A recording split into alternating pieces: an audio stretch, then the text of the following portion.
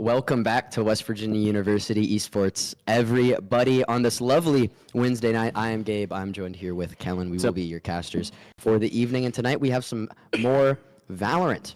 Oh, yeah. Picking up where we left off last week after the tough 0-2 loss to Fisher. Tonight we have another team tied with Fisher for that #1 seed and Maryville. Yeah. St. Clair Saints. Yeah, you guys know how much I love my Valorant. Definitely my favorite to cast. Unfortunately, has not been my favorite recently just because of the performances. And today, if you guys were watching on the country roads last Friday, I had an interview with Excite. Then you'll know that this is the start of a 3-week stretch that is going to be pretty tough here for the Mountaineers. So today is St. Clair. Next week is Maryville, and the week after that is Winthrop. It doesn't really get worse than that. You know, the only if we saw G2 and Vitality in there, I wouldn't be shocked. You know, it's like it's just one of those things that you look at the schedule ahead and it looks bleak. However, today the boys are feeling confident. St. Clair has been a team that we have yet.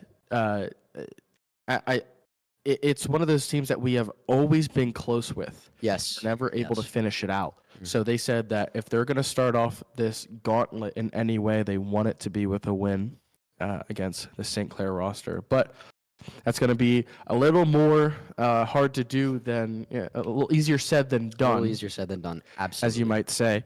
But I'm very much looking forward to it. And hopefully we fix some of the things that talk about today. Yeah, there's a lot to talk about. So a little bit different. There's no interview this week, but that's okay. It gives us more time to talk. So firstly, West Virginia, like we mentioned, 0-2, unprecedentedly slow start. Is that a word, unprecedentedly? Unprecedentedly? Yes, but I wouldn't say that it's unprecedentedly slow. I would say with the expectations that we had with coming into your second semester with the roster, we were expecting a little bit of a quicker start than last semester. I do agree, similar start. However, I think the faction... I don't think you know what that word means. Unprecedented. Yeah, what does that mean? There was no precedent. Okay, so there was... So you were saying that the expectations didn't match. Unprecedented means that it has never happened before. It's a figure of speech. Okay, well, I just want to make sure that we're using our words. No, listen, here's the thing. In the way that the ways in which we have lost these first 2 matches against Cumberland and Fisher, far worse, in my opinion, than the losses from last semester, week 1 and week 2. Yeah, for sure. Especially because last semester we started it off with a win against Cumberland. And then a pretty very demoralizing 0-2 against Cumberland 3 weeks ago, I believe, here in NACE in 2025. Regardless, St. Clair, like I mentioned in that intro, currently tied with Maryville and Fisher in that #1 seed. All of them are 2-0. They are battling to see who can get the first L in their bracket. And let's go ahead and take a look at standings. Perfect segue into that one.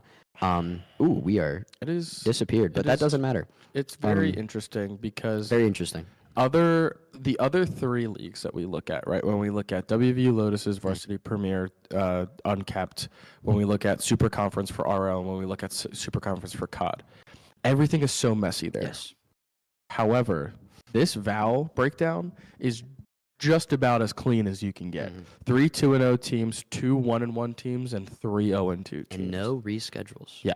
Like, everyone is on their game, and I commend them for that. Absolutely.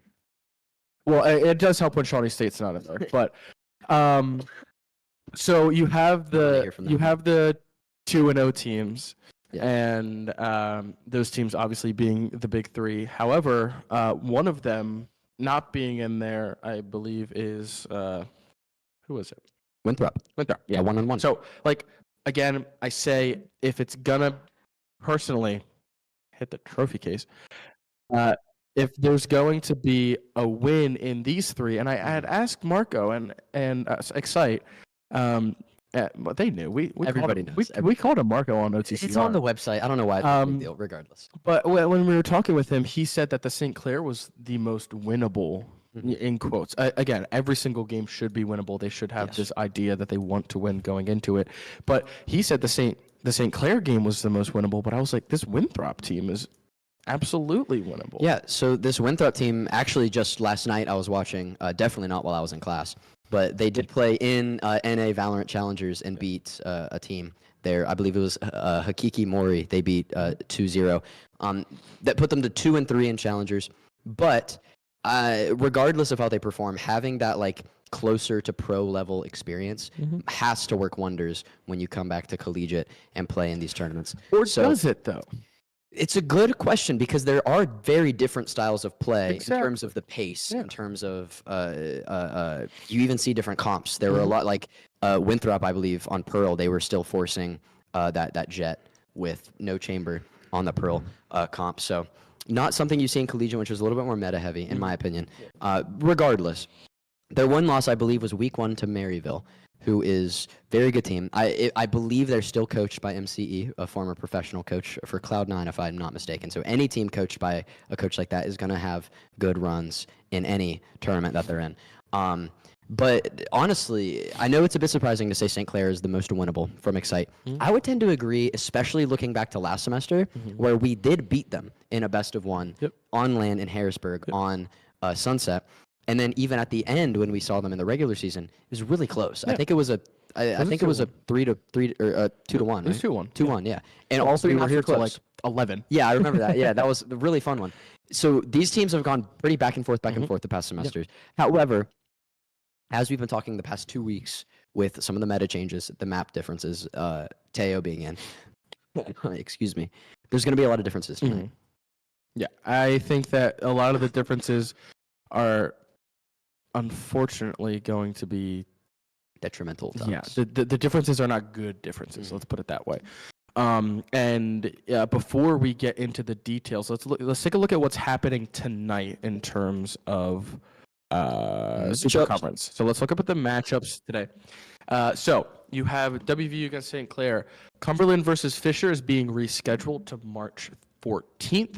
So that means that we're going to see Oklahoma Christian versus Maryville and Winthrop versus St. Thomas. Oklahoma Christian versus Maryville is it's a lot of the same to WVU versus St. Clair. 0-2 versus 2-0. And then Winthrop versus St. Thomas could be an opportunity for St. Thomas to kind of open up a little bit, you know?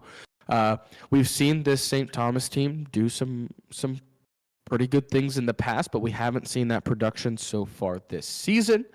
And this is their opportunity to do so. And obviously that Cumberland Fisher game isn't going to happen for about a month, so we won't know anyway. So really nothing crazy here. When we start to get into the St. Clair Maryville game, that's really where we're going to focus on that.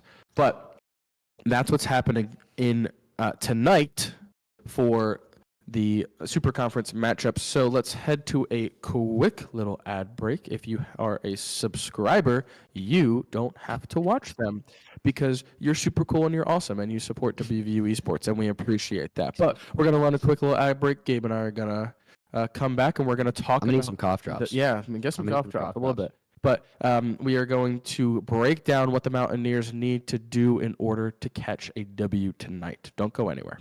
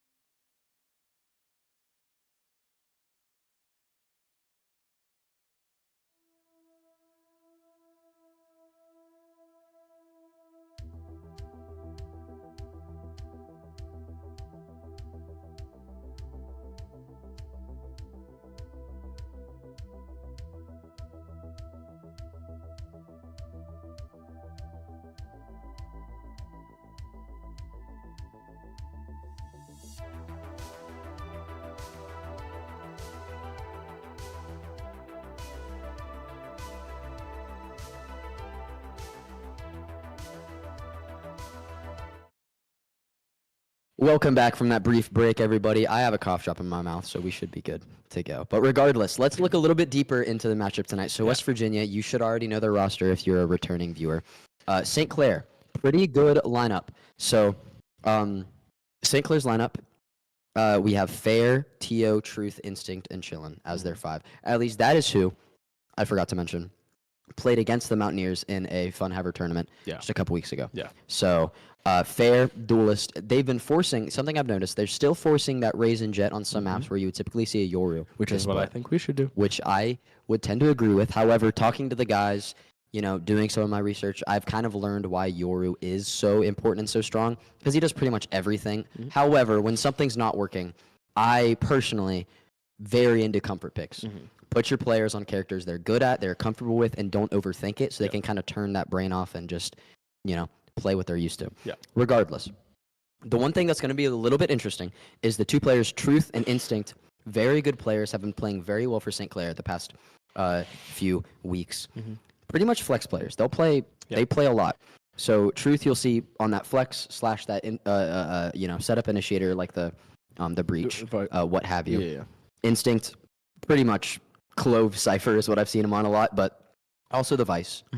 Yeah, and I think it's very interesting because you look at the Mountaineer roster, it's not that. More rock solid. You have just 5 members that have their roles and do not waver from that. Absolutely. We change things up, but it's never a case-by-case basis. It's more of a full overhaul of what they need to do. So I wouldn't be surprised on these maps if we are seeing them attempt to force the Yoru, which, again, just dinks on the Yoru. I don't like it. I think it is very two-dimensional. I think that there's only really 1 or 2 plays that you can really do, and even then the consistency is very low because one of the plays that involves the dimensional drift.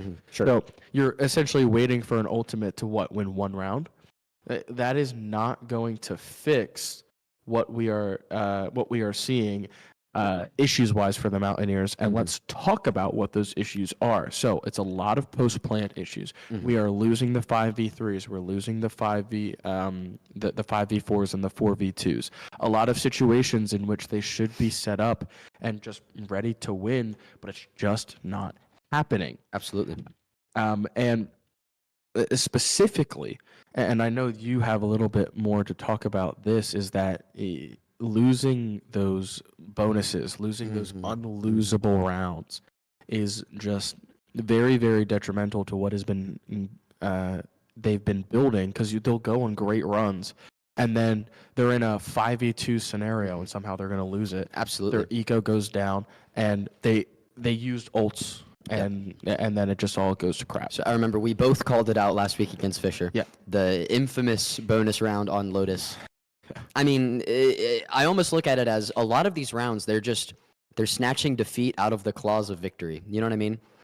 As we are watching. I'm sorry, but I need to point out Ethan is currently 31-16. Yeah, the WVU Call of Duty team is currently playing a doubleheader tonight. This first match is up against UNTD, so University of North Texas, Dallas. And they are just 25 seconds away from securing the victory. So shout out them. And we just got map picks already, so I'm gonna put those on hold because it's nothing new, nothing surprising. So back on that.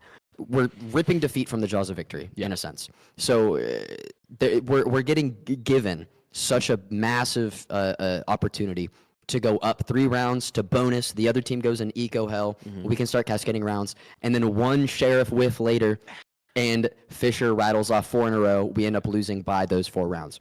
It's just unfortunate. And a lot of that comes down to, in my opinion, there's some hero plays going on. And a lot of those post plants, we're giving, like, for example, Guck, Dinks, A77, they're getting put in situations where they're essentially saying kill 2 or we lose the round. Guck was forced to make a lot of hero plays in CT on C-Site Lotus. Almost every play. We saw it in defense. And I think it's also important to bring up the fact that the main controller for St. Clair plays very similar to They do, yeah. If there's a smoke in the ground, they're going to be exactly. They're much more aggressive, not as much sitting back planning, just using that controller in order to get picks. But when it comes to a point when you are forcing them to get picks, that's an issue. Absolutely. And the other thing is A77's lurks. typically been a very strong lurker on the Cypher, the Viper, the KJ, what have you. But last week, I didn't exactly count the lurk deaths, but not a lot of value of his lurks on Lotus or on I thought Haven. you did. I thought you had the stat. I stopped counting when it was like 1 and 8. Okay. So, the lurks were not ideal. I would like to see a little bit more game plan around that. It almost looks like, from a spectator perspective, it's like A77, here's a Vandal, walk up B, see what happens. You know what I mean? Yeah. As West Virginia just wins their first match today, now playing another team. Yeah, but Oklahoma not only Christian, that, but their first win of the season. Congratulations, West Virginia University Call of Duty now 1 and 2. Yeah, and they have the opportunity to go 2 and 2 if they can beat the. No, 1 and 1 because this was a reschedule. Oh, that's right. Yeah. So they have the opportunity to go positive here if they beat the number 1 seed. Yeah, they'll go from 8th place to tied for 2nd. Yeah, which would be fire. So great for them. But back to some Valorant. Eco gonna be a big deal. Dinks needs an op in his hands. I will die on this hill. When Dinks has a scoped weapon, he plays his best. I know his Vandal has always been clean as well. Even on the Yoru, we can't be putting ourselves in eco holes to where we cannot afford to give Dinks the weapon in which he succeeds the most on. But now let's get into the map picks. Yeah. Lotus, Haven, Fracture. Mwah, mwah. Nothing interesting. Look, the Lotus, I feel like, has been getting progressively better. We saw them get absolutely rolled by Cumberland, and then they brought it back versus Fisher. That was fairly close, and hopefully now they can do that. But I don't know how much they've been practicing it. I think even in Funhaver, St. Clair beat them 13-11 on this map. So it's just that climbing up the mountain, and it's whether or not today can be that zenith. And then moving on to Haven, it's just not a great.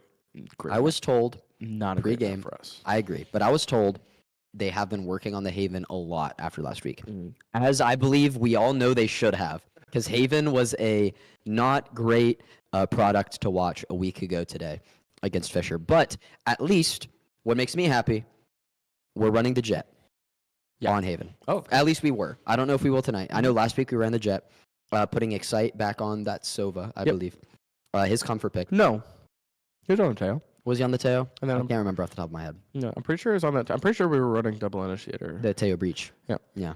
Which I don't love, just by default. The Teo Breach, not a big fan of it. Yeah. Regardless. I would be shocked. Wow, that was like the same exact spot. I don't miss. I'm accurate. What can I say? Consistency. Yeah. We need to see out of the boys tonight if we want to pull out a win against St. Clair.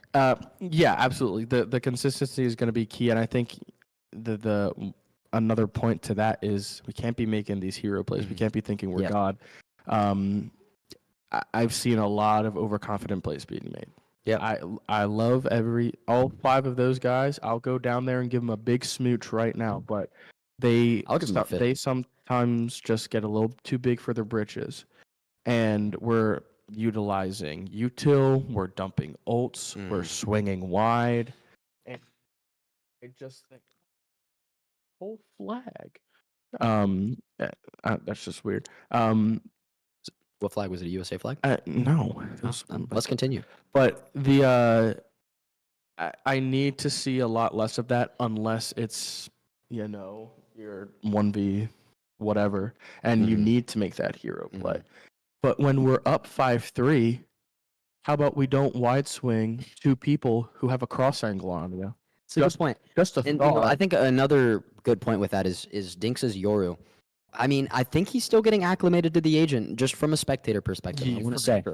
Because Yoru does everything, and that makes his life so valuable. On the Raze, the Jet, the Neon. If you take the space, get a kill, your team can take that space with you and execute a sight. On Yoru, the way you take space is so much different with a TP or a flash regardless. You need to play your life more. If your Yoru goes down on entry, you're losing all of that utility for post-plant, and your team is just kind of in a bind, especially when the other team, which we play a Raze, hopefully, if we see bind ever again. Which, especially if the other team has that Yoru and it's not traded out. I would rather take out a Yoru on entry than a Sentinel at this point in the game. Yeah, for sure. So, that being said, the alt usage has been tough. I remember, watching the VOD from last week. There's one particular place. It was 4v3 on A site Lotus, and we're just using alts first when we're up a person for, in my opinion, no reason. Like Rolling Thunder's ripped early, and then we match it with a Yoru flash in, and then we don't clear drop, you know, and then an easy kill there just because we have our knife out, we're not clearing corners. Yeah. And then like you said, wide swinging a double angle before any util comes out for info. I just don't get it.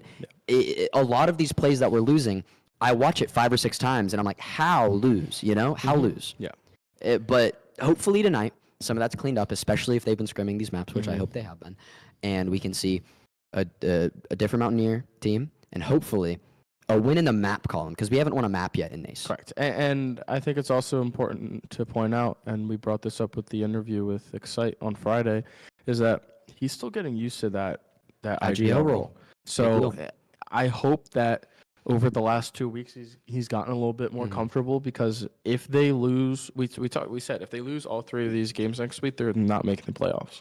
Simple as that. Yeah. They're just not. You're not making the playoffs 5-2. And I will say 2-5, sorry. Excite, I will say, been impressing me in that more IGO role. Outside of the lobby. I came in today, when he walked in, he came in with sticky notes, and he put sticky notes above everybody's station with what they need to work on and what they need to remember tonight. I love that out of a leader. You know, I'm talking about leadership in class this week, so it's fresh on the mind. That's what good leaders do, is they take their guys, they get them motivated, they tell them what they need to do, and everybody does it. So hopefully tonight, we see the eco fixed, we see some alts being used better, and we see the team play that we have been missing so fondly. I think that Guk's aim has been a lot more consistent recently. Like if I'm gonna say positive things, it's gonna be that. It's that, like, the aim, especially from Guk, has just been crisp. I think it's also fair to say Antics. This Mountaineer team has been, it looks like they're a little bit scared to go outside of the playbook, in a sense, where all of these plays are so, like, hard scrimmed, like playbook, you know, the X's and O's. But, you know, even in the NFL, a quarterback's going to take a shot every quarter just to keep the defense honest. I feel like we need to start doing some stuff like that. Maybe, you know, full flank through spawn like Maryville does on a defense every once in a while. Hard rush a site every once in a while. And we're getting into that match shortly, and hopefully we can see something like that to keep the defense honest. And hopefully we can see some interesting things here on Lotus. Absolutely. And let's see what we are going to be running. No surprises here, really, from the Mountaineers. Going to see the Tejo, and unfortunately Dinks on the Yoru, perhaps. Did you hear the Radiohead? Shout out Radiohead. I did. I just made a reference. But I hate to say it, but I just like the St. Clair comp more. I agree. We were just talking about this downstairs, actually, how we believe that the Fade is just better here than Tejo Breach. Yeah. I think Tejo's better fine. Than Breach. Yeah, the Breach paired with the Yoru is great. Yeah. But it's great, like, 4 rounds out of the match when you have Dimensional Drift. I think the Fade is just so good, because when you're playing with Tejo's your only info. You're playing with just Tejo info, and I think Fade just does that a lot better, and it shuts down what the Mountaineers are going to be trying to run much better. And as you're going to see, Fair, like I mentioned, forcing the raise on a lot of these Yoru maps, which Comfort Pick paired with that Vice, and we're going to see another double controller with that Clove Omen. Yeah. I think this is a really, really strong comp for St. Clair with that the Vice util, Fade setting up the raise, the Clove even setting up the raise with the basketball. I think a lot of possibilities are to be seen here. Yeah, absolutely. And we are seeing the Clove. We knew it was going to be the Clove. Like, it was going to be the Clove. Instinct plays Clove or Cypher. Yeah, so like that's it. But massive hero pool. I would be remiss if I didn't say just how much better that comp is. Like the Vice, you could run a couple of different things here. Like you really could, if you want, pull out the KJ. I would love to see a KJ. Yeah, like the KJ over the Vice. I've been argued with that. Some people have told me that the KJ is not good here. I would debate that the KJ is better than the Viper in this scenario. Again, we're not going to get back into that debate because you and I differ on that. I am not I just have a saying lot of the hot KJ. takes. I don't think the KJ is bad. I just think the Viper's better. Anyway, let's get into this battle. If we don't throw our Viper pit in a 1v2 post plant when we're down on HP and utility, I think it can work. What are you talking about? Sorry, E77, I love you. We just talked earlier. Love you so much. That was a bad Viper's pit in my opinion. Oh my God, yeah. The platinum player telling the Radiant how to play. 3 off diamond. Again, not diamond, not diamond. I can coach for the best of them. Yeah, sure. Yeah, let's go ahead. Let's go ahead and coach the Radiant. We had the technical difficulties downstairs for a moment, but we are now back in black. And Dinks starting off on defense here, which don't love starting on the defensive side of Lotus. However, you gotta do what you gotta do. That means this was our map pick, so we picked this. We did pick this. I'm not surprised we picked this. I think that this map is getting progressive. I love that. That is. Thank you for the sprays, Dink. That, I'm gonna that can you put spray? the heart one down again? Yeah, that spray is the one the cat spray is the one I use. It looks like my cat, but we're looking like what? You okay? That was just funny. That was funny. Sorry, I'm good. But it looks like You can still hear the meows for this POV. Anyway, we are getting progressively. Thanks. We're getting progressively Better on this map, and I think that they really want to show that an early open up here. Absolutely aggressive. Yes, Dinks doing what he does. The smoke. Honestly, that smoke is good for the Mountaineers here for St. Clair. I don't love that smoke if you are St. Clair. That Clove player of Instinct. Guk doing what he does, jiggle peeking that C mound area, throwing the smoke now. That one way is going to give him a lot of space to work with, and it's going to slow down St. Clair, but that satchel is going to come through, and Guk is going to be forced to back up. First contact will be made by Fair here.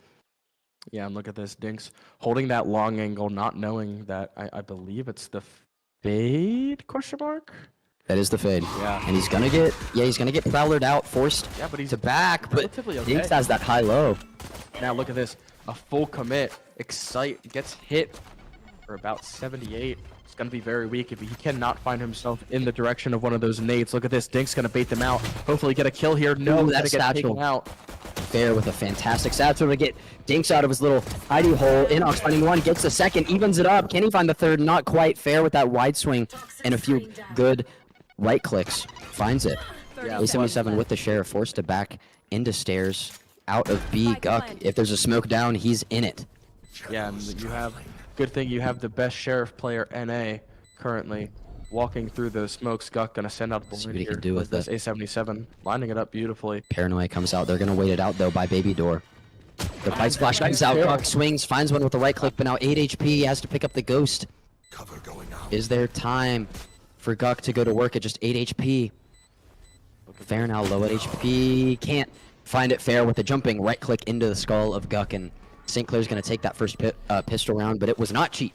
I was not cheap and also not terrible by the Mountaineers there. I don't hate it.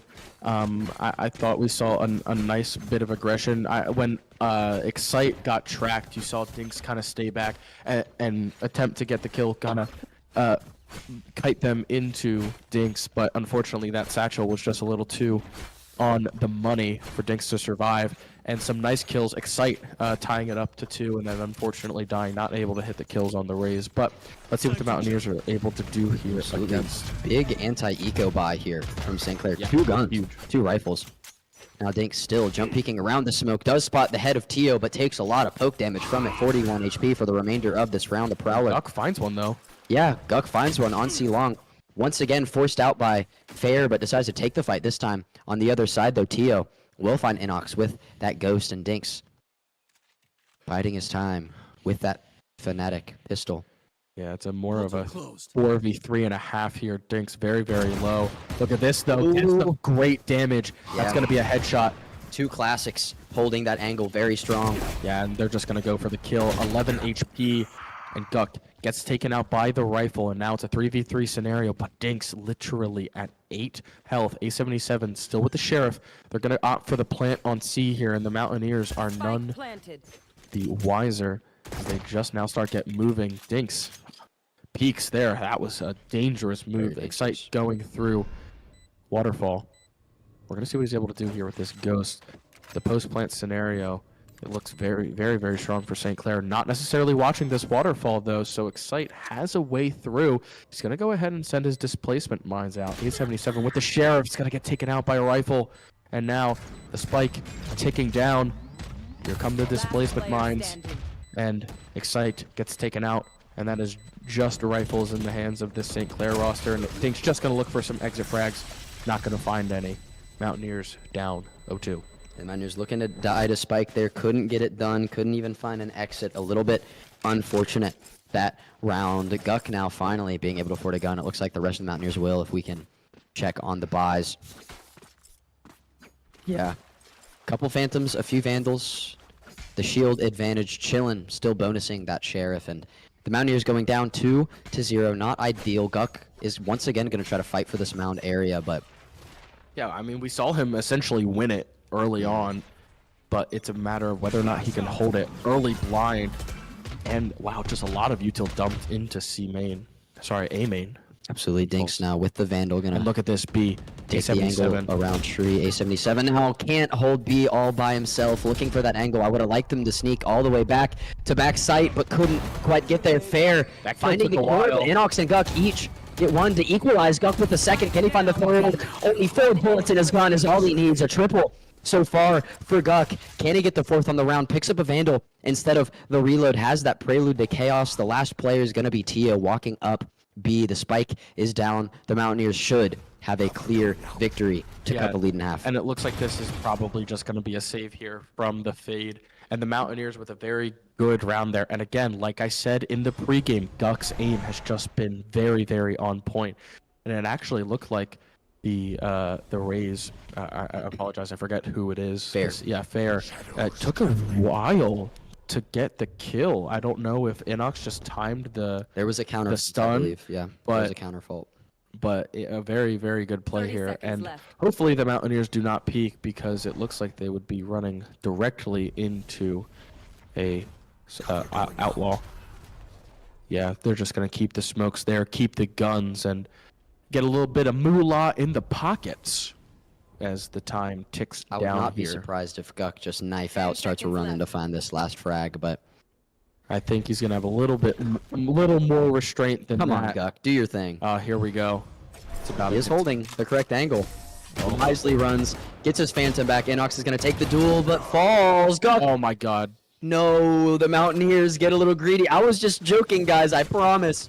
Tio finding 2 there, and the Mountaineers are going to take a big hit to the eco despite their first round win. That is very, very unfortunate. I feel like despite the fact that they get to keep the Guardian, I would have rather had 3 rifles. Instead of 2 Vandals and 2 Phantoms, we're going to see a Vandal, a Phantom, and 3 Sheriffs because of that little debacle there at the end of the round. But Dinks, once again, setting up here with Inox on that A site. The fault comes through. Dinks is going to take out the Haunt, make sure nobody gets flashed out, but 4 players already making their way to B site for St. Clair. The Viper Wall is up, but Fair has no care in the world. The wide swing with that Boombot active takes out A77s. The Mountaineers without their Viper.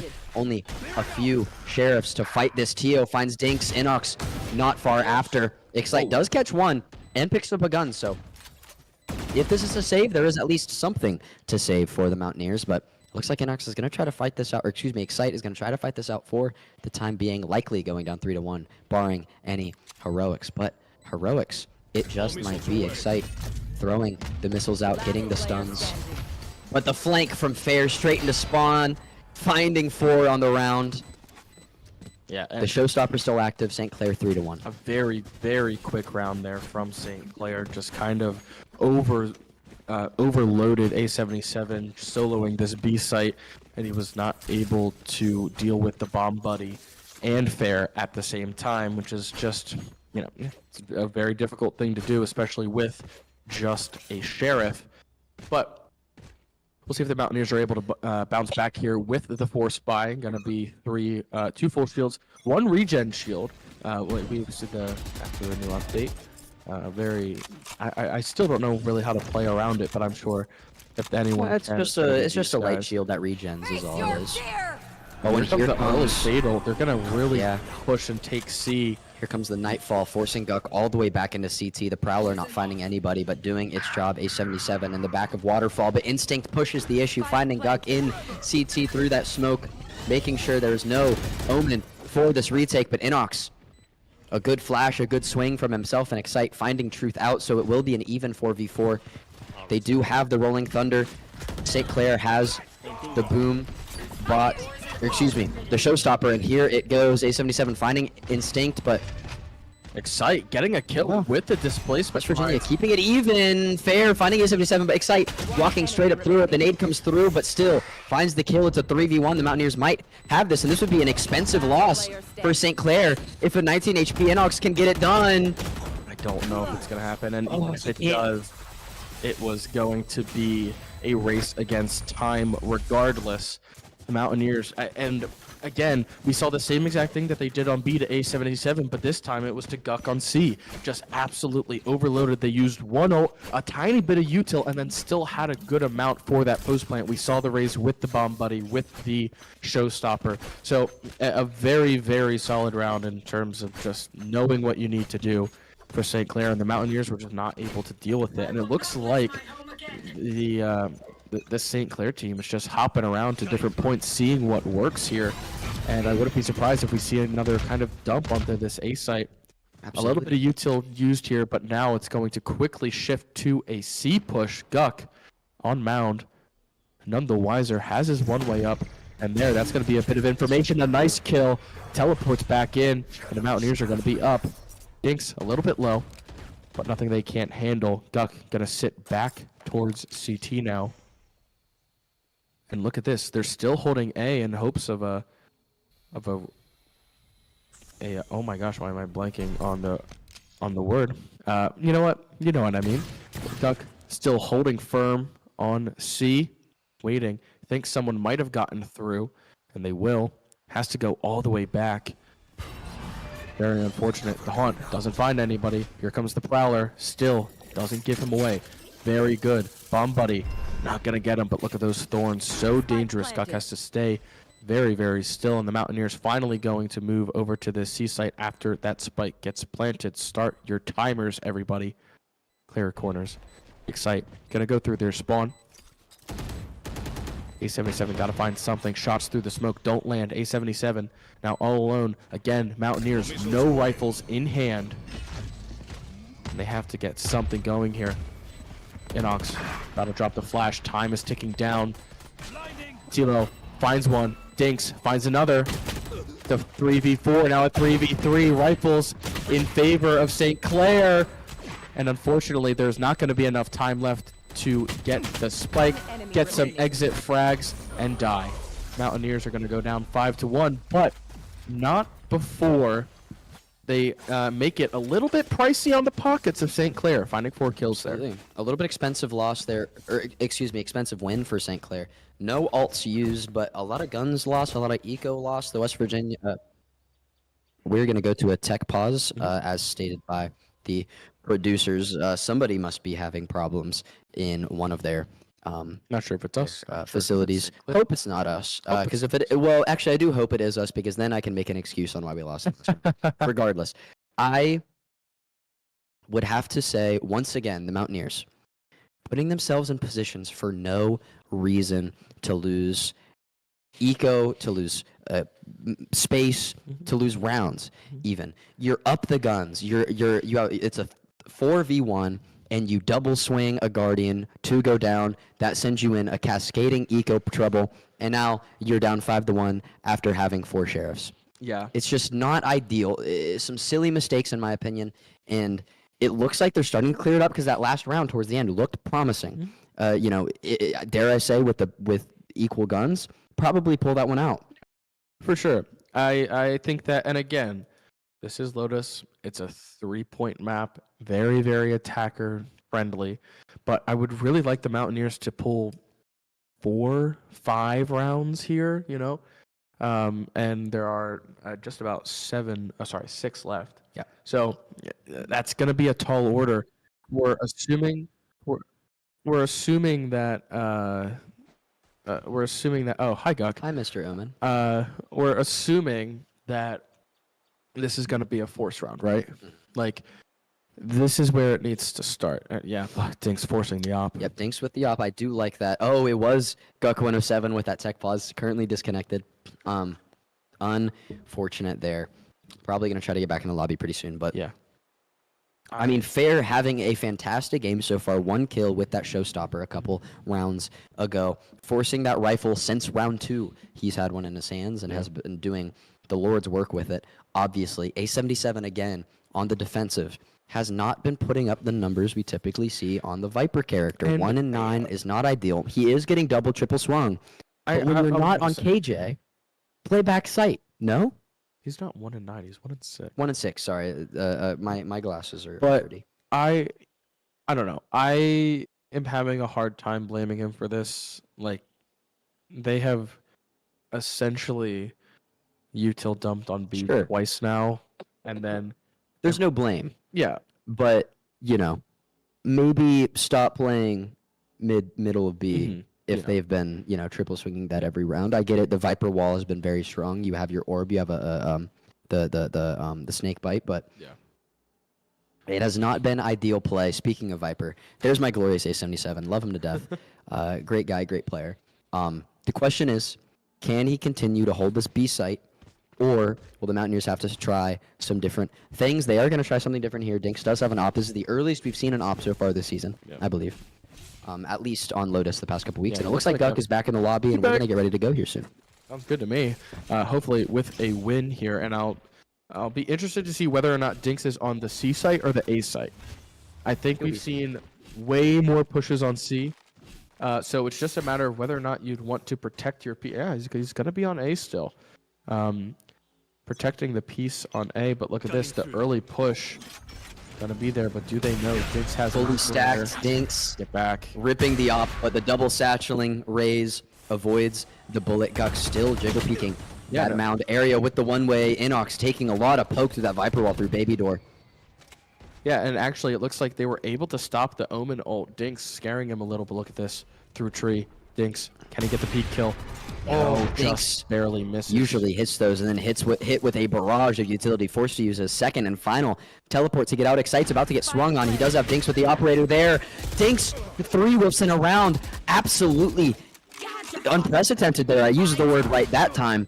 A77 does find instinct, but I'm not sure if that's going to be enough. Looking for the third, and it's not. You force the op, you miss 3 shots. Excite gets wide swung on, and all of a sudden, the Mountaineers down 6-1 after forcing that round. Very unfortunate defense. Yeah, and not only that, but you now run the risk of just losing this half as a whole. You are worried about falling into econ deficit. You do have 4 ults. I would really like it if we didn't use 4 ults in 1 round. However, that would be ideal.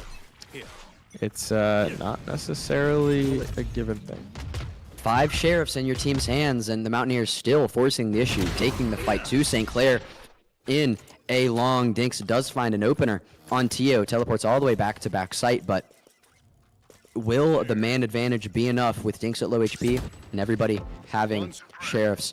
West Virginia has been losing advantageous rounds. Can they pull this one out? St. Clair, a couple of players eyeing B, eyeing A, a bit of a default here down a player, and it looks like they're going to try to hit Dinks' site. He is all alone on A side, actually. Excite moving over to B, Inox moving all the way over to C, so it's going to be a 20 HP Dinks and his beautifully dubbed West Virginia University Sheriffs. Oh, yeah.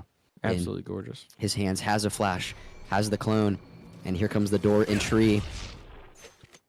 It teleports all the way back to defender spawn, giving all the space as he should. A77 is going to have a duel here with Fair, but backing up again. West Virginia playing very passive, not using ults like you wish they wouldn't. Yeah, and I would note here that this is probably the most amount of time it's taken for St. Clair to get a plant down, and they still haven't. They look like they're toying with the idea of getting it down on B. They definitely are able to. And here comes the dimensional drift. Yeah, Dinks is going to rip the dimensional drift with a sheriff. Does get the flash off. Look at, they're terrified. Body blocking a little bit. The body block to force them into Excite's ultimate does find Fair, but Instinct finding 3 to counter. 2 members of West Virginia, the only left alive. Instinct on Ace Watch after getting his 4th on A77, and it's just a 20 HP Dinks in back sight, or excuse me, top of sight, and Instinct with an ace. So the Mountaineers invest 2 of their 4 ultimates with just 5 sheriffs to work with. Don't love it, and here comes a timeout from Cherms, much needed. Yeah, absolutely much needed. I don't know. It's not looking great. Into a force buy here. An interesting alt combo. What? The dimensional drift into the Tejo. Yeah. You wanted them to get outside the box. I did want them to get outside the box, happens when you but get outside not the box. down 4 rounds with 5 sheriffs. That's what happens when you get outside the box. You get outside the box. It starts to rain and your box disintegrates. You think outside the box with even buys, not with 5 sheriffs. I like the gusto. I like shoot for the moon. If you miss, you still land among the stars, right? But that scenario was tough. I'm trying to lessen the pain here. Regardless, Guck still at the top of the leaderboard, similar to last week on Lotus. Fair and Instinct, beautiful ace. Was against a save round, save by, but there's a lot to work on. Still. Yeah, I mean, and unfortunately, this half is kind of already stated. Even if the Mountaineers are able to get 4 wins in a row, doesn't really matter, Yeah. Currently, 4 wins in a row. I would really like to see what they did on that round win. I believe it was a force in which they won. So, they obviously have the ability to the round where they lost 2 Vandals at the end to Tio. I remember. A little bit of a fake smoke here from St. Clair onto Ace site, and Guck here is going to slowly lurk his way up. The smoke comes through, the default smoke on to site. Guck now hit with the decay. Don't like that. Not backing off site all the way. He's going to spam through the smoke like he loves to do on this site, but... And he's going to find himself in a dangerous situation. Down by Fair, the Nightfall hits B, A77, decayed and marked. Walking back towards the waterfall, it looks like Instinct is going to maybe force a fight there, but not quite. Fair now walking away from C site into the one-way with the nade in hand. Excite looking to drone it out, and the Mountaineers might have a potential for a fight here, but broken by Fair. Inox with the flash from Dinks as well. Fair still on top of it, unfazed. In truth, Fair back-to-back kills. Dinks and Inox go down. So many flashes and none hit from St. Clair. Chillin finds the last, and the Mountaineers. Yeah, just a firing squad there, and it was a very, very good flash there by Inox. Solo peek, he got 3, and just not able to really find any kills. Mountaineers are all currently sitting negative. Not what you want to see, and especially what you don't want to see is your Dinks sitting at 3 and 8 on the bottom of the leaderboard. But I digress. We're going to see full Vandals, full Shields. That's a pretty sight there for St. Clair. And especially when you still got 8,500 credits sitting in your pocket. And now this smoke, not a fake from St. Clair. Dinks just kind of walk through it though. Misses, whiffs, just gets taken out by the crossfire. Dinks' mechanics are just off tonight. The operator missing 3, the sheriff missing several. Inox baited out by Tree there. Tio satcheling up to the box, and some more whiffs from Excite, and Instinct takes him down. And I know that this is an attacker-sided map, but holy, you'd think that it could be a little better than 9-1. I don't think the Mountaineers hit a single sheriff shot that round. Don't know what else to say. 0 damage done, several sheriff shots rung out. Started with the Dinks, ended with A77. Nobody could buy a bullet to hit a St. Clair player, and unfortunately the Mountaineers, at that point, just having mechanical woes. I mean, I already mentioned it started with that operator round a few rounds ago. Couldn't find any value. And now the Mountaineers do have a full buy. Potential to get this to 9-3 curse territory. That would be ideal. Unfortunately, that would be the best outcome from this defense. Currently down 9-1, but Fair ripping the showstopper over toward A, site the satchel, or excuse me, down B. already all the way back. An elbow. A77 closest to him. If he walks into waterfall, there's going to be some contact. But Guk with the TP up does find one. Dinks finds another on a truth. After Guk is traded, Dinks with the TP back immediately, catching out Fair through waterfall. The Mountaineers all of a sudden finally find themselves in an advantageous fight. Can they pull this out and keep the map within distance? That is the question. A77. Unfortunately, I am still not even going to say that this is winnable for the Mountaineers because we have seen 4v2s go so wrong. I will be happy if they can pull this out without using an ultimate. If an ultimate is used, I don't think it will be. I have trust. I will not be happy. Excite now. Welcome to my world. Holding this B angle. Instinct. And chillin'. Moving back to C site where Dinks lies in wait in CT. 15 bullets in the mag. And look, they do have Spike. So they do have Spike. This is going to be... Oh, Dinks. Ooh, gonna walk right into Dinks. Dinks finds him. No Clove ult to be used. Actually, no, it is at the last second. But Dinks finds the second. This might have been a wasted ult from Instinct, but only time will tell. 10 seconds left. Everybody runs away. Instinct Excite. doesn't even wait to die. Excite gives him the expedited pass, and West Virginia getting their second round, 9-3. Their best option at victory. 9-3, the best way here, but you know, look at that. Look at that little hammer. So cute. So cute. Excite finding the end kill there. Mountaineers, again, like you said, the best they can do here is 9-3, which is not ideal if you are the Mountaineers. And St. Clair, even after getting completely decimated, they're able to full buy up and still be perfectly fine next round. Blind comes through, doesn't find anybody. A77 now opting to stay with Guk on C. Not gonna solo B. It looks like the solo is on A. Guk playing a little different here, and here comes the Viper Pit. I like this cutting off C. Yeah, you completely cut off their most comfortable site that they've gone to so much. Last round and a half, you're cutting off C, forcing them to go either to B or A, where the rest of your ultimate economy lies in wait. You have the Rolling Thunder, you have Guk's ult to rotate very quickly, and you have the Dimensional Drift to pair with the Rolling Thunder, so very good use there from A77, and it looks like that prediction might come to fruition. Truth leading the charge onto B, where Excite is the only one left. Get out of there. Oh, just barely. Teal Curtain comes through. Tio catches Dinks on the rotation all the way up at Tree. And after Steel Curtain comes out, St. Clair is going to leave and go all the way to A, where Dinks was found. And look at this, Guk. Oh, God, I don't think they have any idea he's there.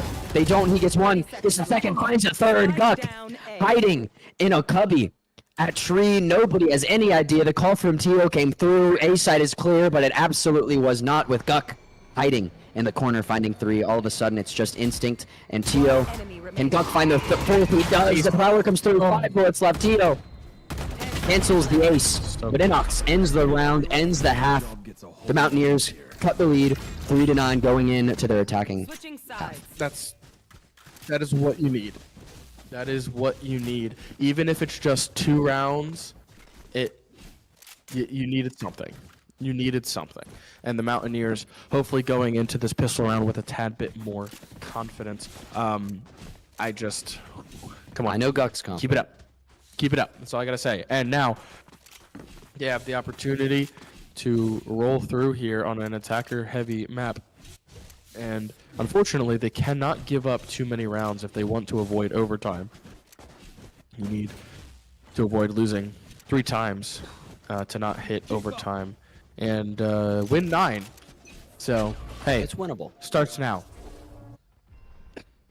Inox looking to open it up with a fault line. Dinks already looking for contact against Instinct. The smoke goes through. Dinks is going to throw the decoy before flashing, baiting out that wall from the Vice on St. Clair. Wisely done from Dinks, but now moving over towards C, where there's a jiggle peek from Chillin. Yep. Here comes the one-way. Inox holding a flash in his hand, waiting to give Dinks the signal, and there it goes, but Chillin backs around the corner still, not giving too much space on site. There is a possibility for a collision here. A77, the lurk up towards B, still lying in wait for the rotation, looking at the door now. Instinct still sitting backside B. A77 might run into it, but Dinks, here comes all the utility. Tio jumping back into the smoke. Excite finding Chillin, but traded out with Guck. The Molly from Vice now on the entry. West Virginia will flood in just after. They have site control. Yeah, they do have the opportunity to get the plant down, and they will. The kill. Yeah, a very good trade. Both of the duelists down. And now the Mountaineers in a 3v3 scenario. Excite gonna go up towards CT where Clove is just lurking. A77 sitting in the main corner. Look at that beautiful kill there from A77 long range. And now they do have some info. They know it's gonna be there. Excite doesn't realize, but it's okay because the refrag comes and Inox finishes it out with a little bit of a right click onto the head of Truth. The Mountaineers looking like a bit of a different team there. I'm not gonna don't raise any alarms, it's just the pistol round, but everybody getting a piece of the pie in that one, and it looks like there's gonna be a bit of a favor over toward A here, at least from A77. The Viper Wall will be put up in the default location. Dink's gonna be looking to challenge with that Outlaw he loves so much over towards C site, and set up by Inox, hopefully, but both smokes are there on C, probably looking to throw that one way a couple times, maybe a couple times more. And Dinks finds the shoulder of Chillin, barely peeking out from C. That's how he finding that first frag. This anti-eco would be massive for the Mountaineers, and now the call is to sit and wait and spawn. Look for anybody to peek their little heads out through B, and Tio is waiting to do just that, holding the angle, but Excite is going to come through, mark him. A77 and Excite both with Bulldogs looking to take this fight to Tio, not wasting any time. The smoke comes through, the spam through the box, nobody found. There's going to be a fight here between Dinks and Instinct. If Instinct walks through, you're walking. The timing is so lucky for Instinct. That is a one-shot kill from Dinks, but he has no idea. Now Instinct gets a free rotation through spawn. Oh. That could come back to bite West Virginia in the butt if it is not cleared after this A execute, but... Yeah, and he's just going to walk through there. We see it now. Here comes the smoke. Where's it going to go? Oh, Inox. The flash is going to come through from Inox. Swinging with the Ghost. Fair finds Guck. Oh, that satchel almost gets Inox in a bad position, but he still finds the head of Fair, taking it out. The jump from A77 gets punished by Tio. Excite still finds another kill on him, but... And look, Truth right there. It's just Truth remaining. The fault line in the wrong place. Finds Inox, but Excite cleans it up. They keep a Bulldog, and the Outlaw West Virginia cuts the lead to 4. Very good. And I don't even know how they got the kill onto the Clove there. They must have just... Someone watching the flank as they should, and now... The Mountaineers going to stick with this. 3. Excite's going to keep the Bulldog. And we're going to see 3 Vandals. And the Outlaw, again, Dink's going to keep that. Start to save up a bit. And St. Clair in a force scenario here. If the Mountaineers are able to take them out, they could probably get some good momentum here after 4 wins in a row. And again, especially one of those wins being a pistol round. Very important for the Mountaineers. Not a strong suit on the season. Absolutely, just bonusing that Outlaw and the Bulldog here. Just a little bit. The shots ring out through the smoke. No poke found, no easy spam kills. Inox is going to pick up the orb, get 1 point closer to that Rolling Thunder. Excite still looking for that B swing to come out, but it will not come. Instinct sitting comfortably in backside. A lot of poke down on A, but no sign of an execute from the Mountaineers. That is looking more likely toward B, where Fair is behind the open door, and there it swings open. The double swing from Chillin and Fair possibly coming through, but the Mountaineers are going to move, and the call is looking like it's going to be toward A. The haunt missing from St. Clair. Tio still making their way around, not sure where to go. Is it going to be Guck taking first contact? It looks like it is. It's just so slow right now. Very slow. I do like the slow play from the Mountaineers, but here comes all the utility at once. The Steel Garden comes through. 30 seconds left. The TP from Guck to avoid the damage, but immediately spammed out by Truth. He was not in the smoke with that TP. Inox is going to walk through anyway, finding one. Truth goes down. The Vice utility no longer alive for this A-site defense from St. Clair. Dinks looking for this kill onto Tio and finds it with a nice little headshot around the corner, but now 2 up in heaven. Oh, Fair gets Fair catches out onto Excite, but Inox finds the equalizer, finds another 3 on the round for Excite, just 1 remaining. It's going to be Chillin making his way up to heaven, and Inox holding the angle strong, finds the head, the double tap. Inox finds him. The Mountaineers clawing their way back round by round, 6-9, perfect on attack thus far. Yeah, and I believe that was a little 3-piece there for Inox. Don't call it a comeback. Oh, it was 4, pardon me. Inox just really pulling weight. Very, very impressive stuff there. And that's what you need to do. And now the Mountaineers are going to opt for a full buy here. Full shields, 3 Phantoms, 2 Vandals. We're going to see a Bucky here from Chillin. That could get a little bit interesting. And we're going to see 4 Sheriffs from the rest of the St. Clair roster. Mountaineers, look at this. They're just going hard on C. And if those footsteps are any indication, this St. Clair roster knows it, and they're going to open up. Rolling Thunder, the flash is perfect onto Chillin. They find him instantly. This plant is going to get down very, very quick. This is the kind of gameplay that I've been wanting to see from the Mountaineers. There goes the clone and calculated. Truth with a good anti-flash. The flash wears off early, finding Dinks, but A77 and Inox have no worries as they win their duels, but now Inox a little bit whiffy on the Fair, but the rest of the cavalry comes to make it a 1v3 scenario. Inox does clean it up with a nice little 1-tap at the end. Gets his making up for it. Gets his get back, as we like to see from Inox. Guck now. And you have to imagine. Yeah, you have to imagine that they're just going to go for exit frat. It doesn't matter. Mountaineers only losing 1 there, and they will be able to build up that economy. And just like that, folks, it's 7-9. I didn't want to raise any alarms after that pistol round, but when the Mountaineers force a timeout from St. Clair after rattling 6 in a row. Yeah.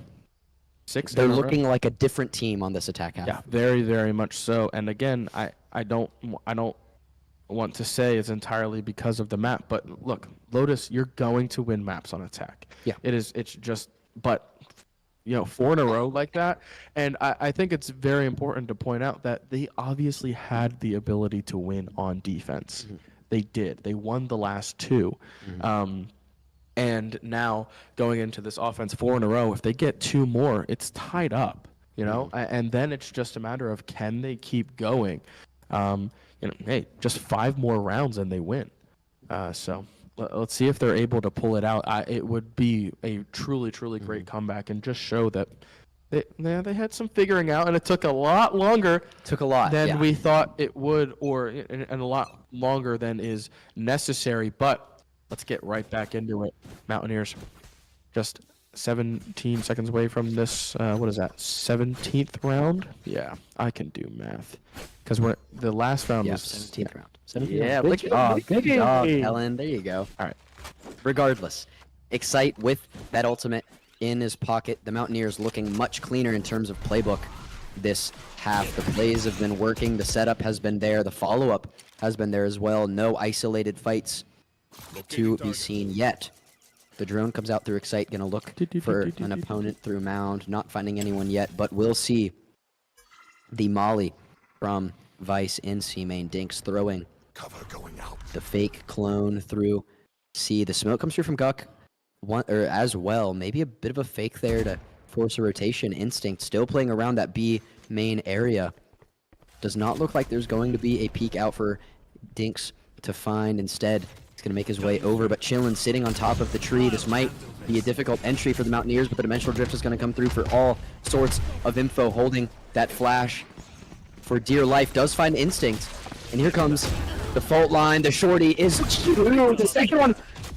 Will he find Chillin and smoke? Not quite. Good teleport out. That would have been a very difficult fight into Chillin, forcing Chillin. Loves to plan that smoke. Dinks would have been in the disadvantageous spot if he weren't for the ego play, if you will. But yeah, this might be even more of an ego play, walking all the way up to A. But no, he will wait in tree and watch for the rotation.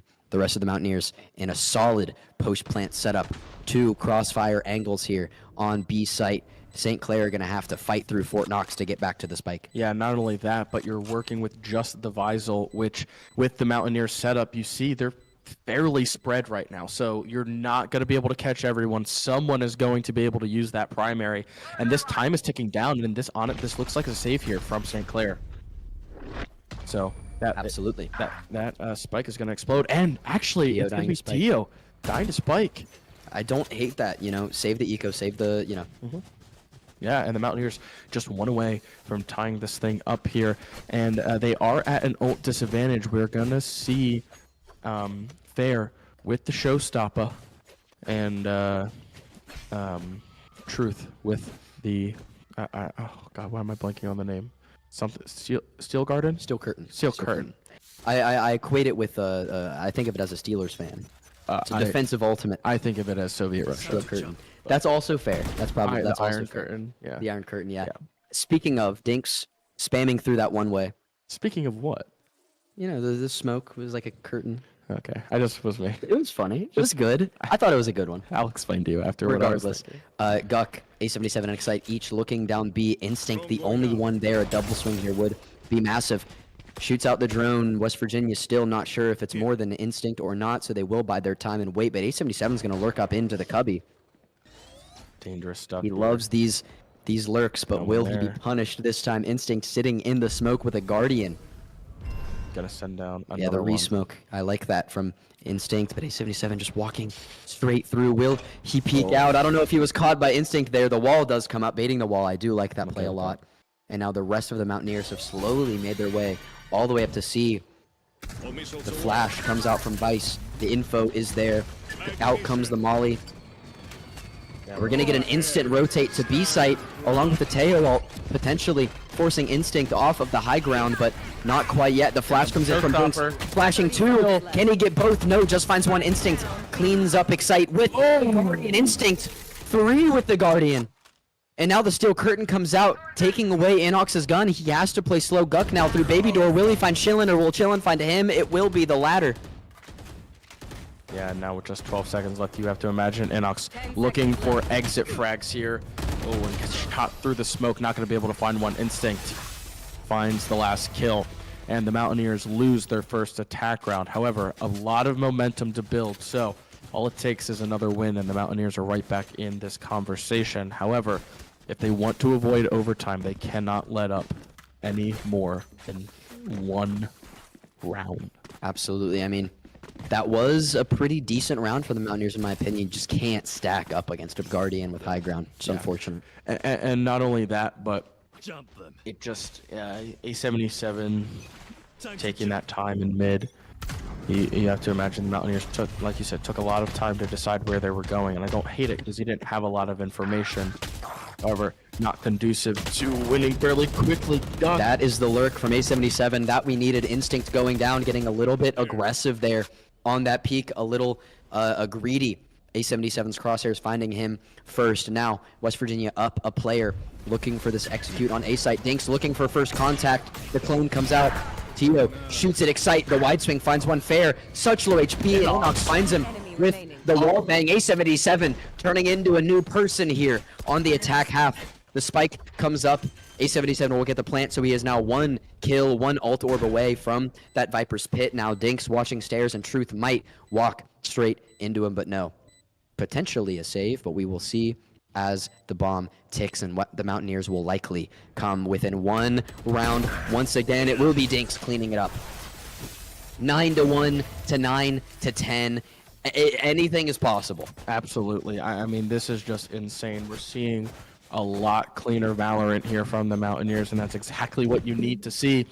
And again, we say they always like to keep it close with St. Clair. So let's see if they're able to start off on top. That would be absolutely massive. Now the Mountaineers are completely out of ults, but it looks like we are a bit close, to the Viper pit, and relatively close to something. Oh, but Fair just watching that angle. Great play from St. Clair there. Yeah, and they stacked A this time, knowing that the Mountaineers would get aggressive. They need to get A77 this ult orb. No, that looks like they're going to opt for the kill. A77 says, I'll get it another way. And look at this, a beautiful wall going to allow them to go through main. It Mountaineers needs keeping it up. Yeah, 4v4. They have the Viper's Pit to work with if they can get Spike down, but that is a big if. Guk might found Fair out with his head between his legs, and he does. Inox finding Chillin as well. The Spike is going to go down. The Mountaineers are up in a 4v. It's like It's with tail wolves. between your legs. No, when you don't know where you're looking, it's like Come on, Guk. just put their head in the ground. Come on, Guk. Yeah, Guk finding Truth, and it's going to be a 3v1 now with Instinct, the last one alive. Excite throwing up that util, baiting 3v1. Guk does find the final kill, and we are all even, ladies and gents. 10-10, West Virginia clawing back within reach. Yeah, I really don't know how they are doing this right now. Well, actually, I do. It's because you have 5 amazing players who have been struggling greatly in the early parts of the season, and now forcing St. Clair into a freaking broken bye. 3 sheriffs, 1 guardian. However, we've seen how deadly that guardian can be, although it is not in the hands of Instinct. Sorry. That X is kind of Right, I know. Oh, Dinks with the attack op, looking for the swing out, and will not find it. Yeah, I was from gonna say Truth. we just haven't seen that from Truth there. So again, I never hate seeing an operator in Dinks' hand, but I just feel like we haven't seen a lot of opening peaks like Guk on the side of St. Clair. A little bit of warning shots are being sent out. Excite, just waiting. Mountaineers playing much slower, and for good reason. Look at how aggressive that St. Clair roster is getting on a defense. And they know there's a couple of members there. Prowler gonna go through B, so they have a little bit of information. Excite getting the drone out, ready for B. Has the util for an execute, but the Mountaineers, massive default here, still waiting behind the operator of Dinks, looking for a mistake to be made, but St. Clair is wise. They will not be pushing up. The only map space that they have is holding that initial angle toward A, but it's going to be Inox and A77 now, following Dinks' decoy. Here comes the Nightfall from St. Clair. They might push out here, but not quite yet. The Aftershock comes through the door to make sure it's clean for the Mountaineers, and it is. A rotate towards B is about to be had. It's about to be a bloodbath. We're gonna see a lot of kills happening. Here comes the Tail util. Inox is now walled off from that Vice. Oh, Flash beautiful. comes through. Wow. No swing though. Only 10 seconds. The Mountaineers have to get the bomb down. Here comes the Viper's Pit. They've been waiting to use Instinct already, walking straight in with the Sheriff. But the Haunt does catch out Guk, and the spam follows. Instinct pops the ultimate, immediately shut down by the Shorty, but A77 goes down, so does the Viper's Pit. But Dinks on the high ground in the corner, catching one before going down himself. It's a 2v3 in favor of St. Clair, and Fair. 3 on the round. Excite has a chance. Look, this isn't impossible, but 96 HP. Fair satchels have been so good. The spam missing, and a thrifty round finds one exit. Can he keep the op? No. Tio keeps the op. Excite goes down. St. Clair wins the round 11-10. Not the round you want to lose if you're the Mountaineers. Yeah, Mountaineers need to be perfect now if they want to avoid overtime, and that op now in Tio's hands. Very, very unfortunate. Let's see what they're able to do. Oh, they're going to rip a fault line Yep, with the dimensional drift. We know Dinks exactly has a what's about judge. to happen. He's going to run straight to stairs, fault line dimensional drift, and we're going to see a judge kill here. Yeah, and then hopefully after that, we'll see whether or not Dinks keeps that. Or perhaps he's going to look for the fade here on B. Yeah, it could be. I'm not sure. No one there. Ooh, they might be wise to it. They heard the dimensional drift and Oh, scattered. no, No fair. it's the same exact thing. It's the same. If he's able to get no, but Inox is able to get a kill. That is so unfortunate. The Dinks. Boombot comes out fair, However- dodging the fault line. I will say though, they get the Instinct. look at this. Gets the kill. No Mountaineers die, and now they're up 4-3. However, they have to watch through waterfall. Duck gets the kill. Mountaineers 4v2. Spike Rolling down. Thunder. Rolling Thunder is out. You do have Excite's ult to work with, but it's probably best not to use it. Chillin', sitting in CT on the high ground, holding that angle. Oh, But Guk's God. aim is true. The Omen 1v1 goes in the favor of Guk 107 of West Virginia. The fault line from Inox will not catch Tio, as they will save the operator all the way back towards A, assuming they still have the operator. I would imagine they do. And West Virginia is going to even this up. Once again, they do not have the Vandal. Yeah, and they're not going to be able to find this kill onto the fade, but does not matter. Mountaineers tie it up, but they need to keep going. 2 more wins after that. Smart little blind there from Inox, just in case. But no, that fade is all the way over on A. Mountaineers tied up 11-2. We're going band for band tonight with St. Clair. Band for band tonight with St. Clair. Very, very impressive. Let's see if they cannot continue this trend. Dinks with another operator. Let's see if it will work this time. It did not work in their initial plan on the last attack round with Dinks having an operator in his hand. You do have Guk's ultimate. You have Excite's ultimate to work with. A St. Clair play here with a Raise Nade or a Clove Orb or a Fade Chain would be very, very detrimental to the Mountaineers with Dinks holding the op and Fair sitting in the cubby there, looking to not be the first victim tonight of Dinks' operator, but Chillin looking to peek. There it is. Dinks finally finding an opener with the operator. Fair goes down. St. Clair without their duelist for the remainder of this round. Dinks still thirsty, looking for another one. Chillin walking up into the smoke. Here comes the Prowler from Tio. Yeah, and look at this. Does back all the way to sight though, but this Vice, Truth, might be out in the open if Dinks swings this. Excuse me, sitting in the cubby for now, but Mountaineers still just slowly committed to A. The re-smoke comes through. There's a lot of information going to get gained here. Dinks throwing. The clone has the shorty out. The frenzy from Truth. Finding 3 is diabolical. Tio with the Sheriff getting the 4th onto Dinks. It's just Inox, a 1v3, and a Thrifty from St. Clair will give them the 12-11 lead. We're going to see overtime if West Virginia can pull out this next round. That's the second Thrifty we've so seen. Painful to see. That's the second Thrifty that we saw, and Churm's going to call a timeout here, knowing that they have to win this round. Have to win this round. You need it. What do you think? I think I like the operator, but after that opening pick, you know, I get it. It probably would have worked if you cleared your corner from a frenzy. But, you know, the Mountaineers, they have Guk still yet to use his ult. They do have Excites. You need to have a really good play. The only ultimate up that is close to being up at all is the Steel Curtain for St. Clair, which is very strong. It can shut down a site, but not for long. All it does in this situation is it would force a rotate. But when you have Guk's ultimate, you have Excite's ultimate, that is very doable. The Mountaineers need to pick a site. They need to hit it hard, bait out the ultimates, and move somewhere else with their guns and see if Dinks can get a couple frags on the way. Yeah, I could not agree more, but this is... And hey, they make you sweat. This is the first map. It's the first map. That's what this WVU team likes to do. They like to make you sweat when it gets close, and the Mountaineers now, Dinks having a shorty. Can't afford another gun. I guess it's last round. Buy him something, team. There he goes with the Vandal. I was about to say Instinct now buying the operator, but they have not had an operator bot yet. St. Clair hasn't. So the Mountaineers, this might catch them by surprise if it is not poked out early enough. Full stack here. We'll certainly find out. Yeah, St. Clair looking for a fight towards tree or baby door now. The wall is up from A77. The flash comes through. Dinks swinging, looking towards C site, making his way up. The flower flash will give so much info. Chillin now with the smoke. Dinks is going to pick up the L-Torp, get a little bit closer to that dimensional drift. 3 kills, and it will be used. Yeah, I do not hate that there at all. Dinks gotta get a lot of kills here in order to use it, but not impossible, especially when we're talking about going into overtime. Like this, so the Mountaineers have had success on these slow plays. Yeah, very much so.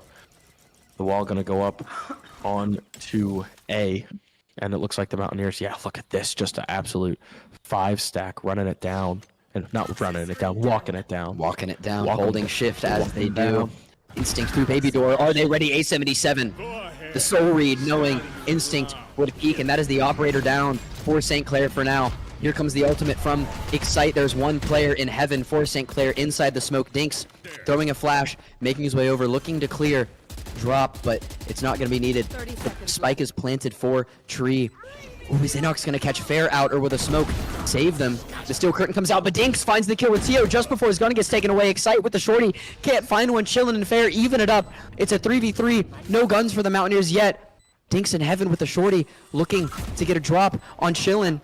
But A77, so much utility being thrown at him. Dinks finds one, A77 another. It's a 2v1. The Mountaineers, Dinks, A77 finding the kills. It is overtime after 9-1 in favor of St. Clair. The Mountaineers doing the impossible in map 1. I'm stressed too, but that's why I love this job. The Mountaineers clawing their way back, showing they're a different team from the last 2 weeks. It is overtime. Can they win a defensive round is the only question to be asked. Yeah, that's going to be very, very tough here, going back and forth between these defense, offense. I don't know if any of you remember back in VCT kickoffs when, who was it? G2 and Sent. It was G2 Sentinels. G2 Sen went to round 30, what was it, 36? It was 17-15 was the final score, I believe. Yeah, so there's around 33. Or maybe 19-17, not sure. Regardless, here in round 25, 12-12, first round of overtime, Guck still doing his thing on C site. 3 players forcing the issue, taking the fight. Fair looking for first contact. The smoke is up, the timing not quite there from Guck. He has done that so many times on Lotus so far. Backing all the way to CT, the rest of his team all the way over A and B. Guck, one smoke away from the entire lineup of St. Clair and Fair, walking in instinct. They do know the spam comes through, more spam. Guck is giving away his position in favor of a fight. Oh, reload. Fair walking straight into the reload, hearing he is out of bullets, and Guck is the first to fall on this defense. Dinks the second after Truth finds him on the rotate. Now it's Inox and Excite looking for this retake through CT. 2 players up on the box, chilling, finding A77. Excite does find Tio, but it's going to be a 1v4 for Inox. Might be too much to overcome, and it is. West Virginia still tough on the defense. Can't find a round. Can they keep the hopes alive and make this 13-13? Let's see. The Mountaineers, again, they were very, very good on offense, but they need to keep it up and then somehow find a way to win on defense. That is going to be the name of the game for this overtime. Finding a way to win on defense, because if you can't... Wait, is that A77 with an op? It would be, yes. And Excite with an Odin? It would be, yes.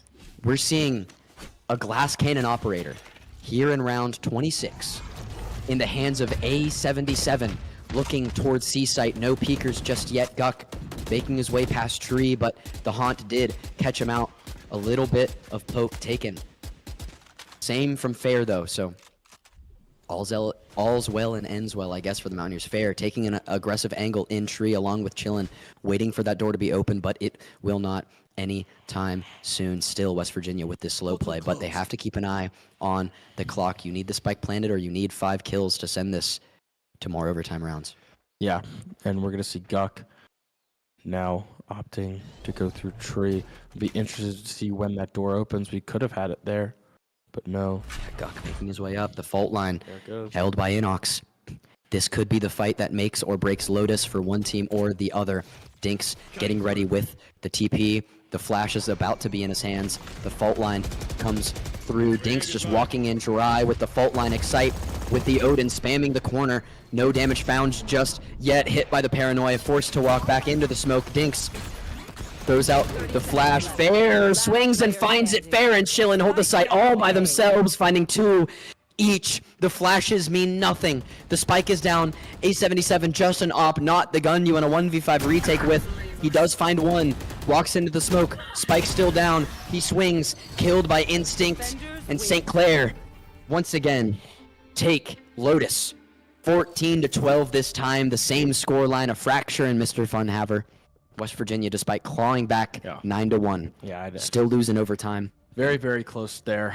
They're having a day. Yeah, absolutely. Not really sure what happened after that push through tree, but yeah, do not like to see it. However, Mountaineers, obviously very, very winnable, but losing their map pick, and now we move on to Haven. So, hopefully, the Mountaineers able to do a little bit better than they have been doing all season on Haven. Like you said, they've been working on it, so it could very well be an option. But look, that was about an hour of Valorant, and Gabe and I's voices need a break, so we are going to send it to a little bit of a break. More analysis after. Yeah, before we go to Haven. We'll see you soon.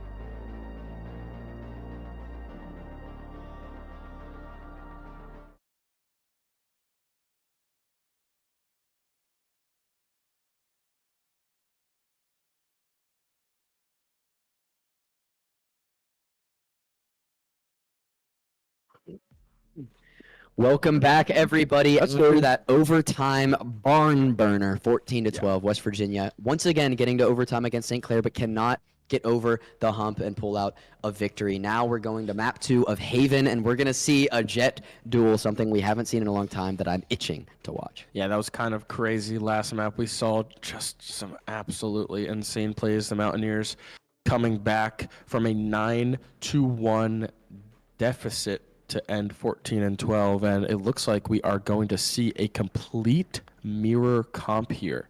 Very, very nice. That's exactly what you want to see. So the Mountaineers hoping that they can pull out a win on Haven. That would be absolutely amazing. And go 2-1 maybe. Well, as much as Lotus was our map pick, which that means this was St. Clair's map pick, meaning we will likely start on the attack side. You know, with Lotus being our map pick, the original thought was, yeah. The original thought was if West Virginia is going to win a map to send this to map 3, it's going to be Lotus. Unfortunately, they could not come out on top. However, this Haven team, we've been hearing a lot of scrimming. We are seeing the same comp. Actually, is this the same comp as last week? Because you said we ran the Teo. I think we did run the Sova. I mean, maybe. Are you talking about a different map? Miscommunication. I don't want to put words in your mouth. However, yeah, mirror comps, like you said. Comfort picks for the Mountaineers. Excite on his beloved Sova. A77 on that Cypher, Inox on the Breach, and Guck on the Omen. Not to mention Dinks on his beloved Jet, who we have seen him do so many things. So much more comfortable on it, and I enjoy it so much more. But the Mountaineers, let's hope. This is another triple point map. This should do. Yes. Right? So we really need to see the Mountaineers thrive Starting on on the defensive, by the way. Don't interrupt. Oh, no, we are starting on the attack. This is on our We're spectating both teams. Oh, yeah, that's right. High five. Heck yeah. So we're going to get a lot more information. But I don't know. We really need to see a lot more defensive production. If we see the defensive production, then we win. That's it. It's simple as that. If the Mountaineers got literally one more round on defense, they would have won. You know? Absolutely. And I don't know if there's a tech pause or something, but the countdown did stop. Nope, not anymore. There it goes. Okay. It happens sometimes. Regardless, we're going to see a trip by B main here for the St. Clair Saints on this defensive side.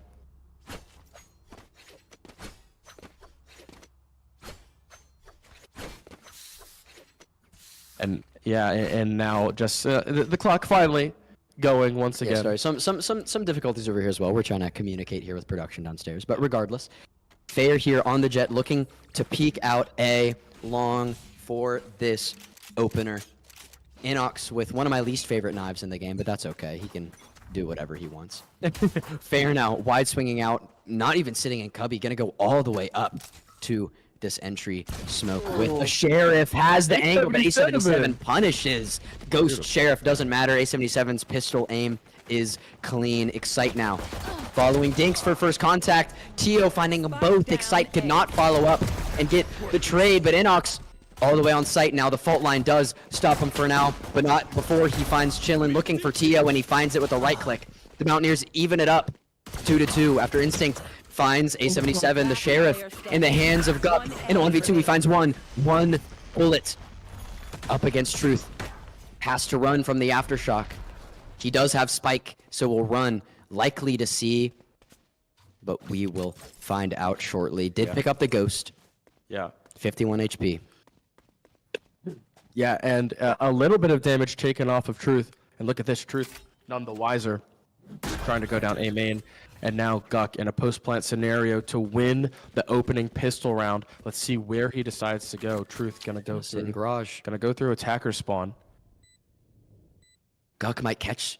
Guck might catch him. The timing. Did Truth see Guck go into the cubby? I don't know. Oh, he might. Oh, the fault line comes through, but Guck dodges it. Truth walks straight in, and he finds the duel against Guck. More HP means he can take more bullets. Truth will find the opening defuse and go up on the Mountaineers 1-0. Very close. That 1v1. Super, super close. Guck it had the timing down, but just not able to. I feel like if he had a little bit more health there, he would have certainly been fine. But Mountaineers not able to come out on top with that one. So let's see what they're able to do here in this eco. So the anti-eco is going to be an outlaw in the hands of Fair. Not surprising there. And we are going to see two guns, two Spectres, Truth and Chillin, opting for that with full shields. And then a Bulldog as well, actually. Wow. With Tio. And the Mountaineers are going to be walking into an armory on defense. Tio with an early sonar dart, catching 3. The bolt broken, but not before finding those 3. The fault line does come out, but does not stun him for long enough for the Mountaineers to find an opening frag. Instinct now about to walk out of garage and looking for someone. Does find A77's camera, so. And now the Mountaineers are just stagnant a little bit, as we are going to see Chillin jiggle peeking this B site. Inox walking up A main, gets it out. Fair is watching very, very closely. They definitely know Inox is in that corner. The timing. The fault line comes through, but Inox narrowly escapes with his life. A77 about to walk into the smoke, but does not decide to. Has the Sheriff in hand. Dinks a classic. Dinks, Guck, A77 walking towards C, trying to find somebody that is looking to rotate into this B site. Bit of a map flip here. The attackers sitting outside of garage. The defenders now. The retake ensues. The dash on a site from Fair. Yeah, here comes tapping the spike. Instinct is all the way outside. Mountaineers need to get a kill. 77 finds Chillin. Inox and Dinks each find one as well, but the defuse goes through. The Mountaineers clean up with kills, but St. Clair goes up 2-0. Tillo's gonna find 2 at the end there, take out the Mountaineers. So that rotate just took way too long. Very, very unfortunate there, but nonetheless, the Mountaineers down 2-0. That's how they started Lotus, is they went down 2-0. So let's see if they can. Let's see if they can't get a win on this force. Dinks just gonna walk it down. Wow. Spam through the smoke, narrowly missing the defender there. And now A77 doing what he does. The lurk through garage has not been started yet, but Tio, along with Fair, in sewers. Potentially a peek out here, but no, it looks like Fair's just going to sit in that little cubby, wait for somebody to walk in through sewers. Both teams on a bit of a default here. The Mountaineers on a full buy for the first time this map. Guck looking to smoke off sewer, probably guessing Fair is in there somewhere. No, it's going to be a smoke on B, which is going to give Excite and Inox a lot of space to move up, take some space towards garage. Excite using that shock dart to try to take out any trips that might be there. Dinks finds Fair early. Well, not early, but there's only a minute left. These teams have just been playing so slow. The counterpart of Dinks' jet falls. Truth looking for a fault line now. Guck lying in wait for the rest of his team to meet before they can execute onto this A site. Tillo looking towards sewers. A77 might just walk straight into his crosshair, but not quite yet. The flash from Inox. Dinks, the swing, the fault line is dodged. Dinks can't find the kill, but Guck does get the trade. Truth finding lots of value with that share. And then the smoke with the Bucky finds one, can't find another. A77 cleans it up, and now it's going to be a flood through CT from St. Clair. The remaining 2 players in a 2v3 know they're going to back. Yeah, and the Mountaineers have a very nice opportunity to come out on top in a 3v2, keep some guns. Instinct going on top. And now that cage going out, providing a 2v3 here is very winnable. Yeah, West Virginia has a good setup. Both sides, unfortunately. Tilo, the only one without a rifle, I believe. Looks like they're going to wait and try to die to spike. That's exactly what they're going to do. Some shots ring out. Inox looking, getting a little greedy, but A77 does clean it up, and he will keep the gun, surviving the bomb. And yeah, that's going to be the St. Clair saving the Vandal as well. Mountaineers get on the board, though. Yeah, and this is I hate to bring it up. This is exactly how Lotus started. So if the Mountaineers can avoid losing 7 in a row, then they might do a little better. But again, this is their offense. We cannot see them drop too many maps on offense of a triple point map. The defense on these types of maps has just not been strong for the Mountaineers. They very much struggle with these 3-point maps, and I wonder if that was a little bit of an aspect while picking this from St. Clair, knowing that this Haven is not strong for us recently. Absolutely. Inox already with that Rolling Thunder. St. Clair has the Hunter's Fury to pop, and here it goes early, looking for the value down A, but not finding anybody. The Mountaineers full 4-man walk up into garage. The Rolling Thunder comes out from Inox. The dash through the smoke. Duck finds Fair before he can find Dinks. Dinks now already so much space taken on site and finds Truth to go with it. Tillo looking for this retake in CT, but will wait and recuperate with his 2 remaining teammates. Instinct still all the way over on B, chilling in garage. The Mountaineers have such a good post-plant setup with all 5 players remaining against St. Clair's 3, and it looks like we're going to see another save. Yeah, and the Mountaineers execute, by the way, from very much needed this. Very much needed this, but look at this. Excite. Gonna test the waters here in B. Instinct going to spawn, and they just wrapped around each other. See a timing here? Oh, no. You gotta know. And now, yeah, that's just gonna be a full save, chilling. Gonna stay in hell on A. Instinct staying in attacker's spawn. That spike is going to explode, and the Mountaineers are going to come out with a win. Beautiful, beautiful round there from the Mountaineers. Very nice. So we're tied up at 2. Tied up at 2. We are Dinks. Great entry. Guck, though, was the man to salute in that first entry on to C site. Dinks flashed as he dashes into the smoke, but Guck has his back right there, getting that opening frag onto Fair before any more damage can be done to Dinks. And the fight was won because of it. Now St. Clair likely a broken by low on the creds there. The Mountaineers looking pretty solid. Yeah, and that's what you want to see, a little bit of momentum. Now, again, if we see WVU do what St. Clair did to WVU on Lotus, then I would like to see the Mountaineers just stick it to them on defense, or just keep winning. Don't give up those last 2 rounds at the end. So the Mountaineers, if they're able to keep winning, could come out with a pick there. And again, this is not their map pick. Ooh, early, or just lots of poke damage. Fair has been getting caught out a lot early on. Just 40 health to his name. Absolutely. Is not what you want to see. And a lot of these newer comps, there's no heals. There's no Sky. There's no Sage. So you're just kind of SOL, I may. Yeah, exactly. That Sky especially has traditionally been very good with the Jet, but Truth finding Excite. What a shot from the Sheriff. Exactly how you want to open up a defensive round on the lower buy, but the Mountaineers still slowly making their way over toward C. The plan will not change. They still want to execute this site, get the bomb down, and set up a post plan, but St. Clair not in a position to defend this still. Not at all. 2 players in garage, 2 players on B, and Fair all the way over on A looking for that spawn rotation. Yeah, and again, I'd like to point out just how weak Fair is. Just quite literally 1 bullet will do it. Even to the body or to the toe beans. A77. Yeah. With that camera showing where the retake is coming from, and it will be garage. The cage is up, just some spams through. Duck gets hit there. You don't like to see that, but gets a bit of poke damage. And look at this. 2 members now of St. Clair, very, very weak. Oh, Instinct almost finding a kill there through the box. And it looks like this is going to be a full retake. Ooh, the paranoia comes through the fault line, catches Dinks, but will they see him? The smoke was perfect. Fair and Tillo finding 1, but Dinks on the head, getting 3 on the round.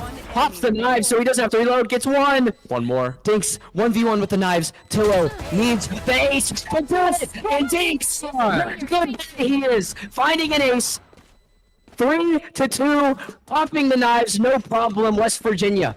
First lead of Haven, 3-2, off of the back of Dinks' Jet, who we've waited so long to see. Come on, baby. That is exactly what you wanted to see. An absolutely insane run there by Dinks, standing in the face of pressure, even when he was disoriented. Got the kill coming out of smoke, and I love the play there to pop the knives. We say that we don't really like to see the hero plays like that, but I think right there is exactly where you need to do it. Mountaineers take the first lead of Haven. Absolutely perfect play. The smoke The second he saw the fault line, that smoke was perfect. I agree with you. The knives were much needed in that scenario. That is a round. That is a must-win. You cannot get thriftied on there.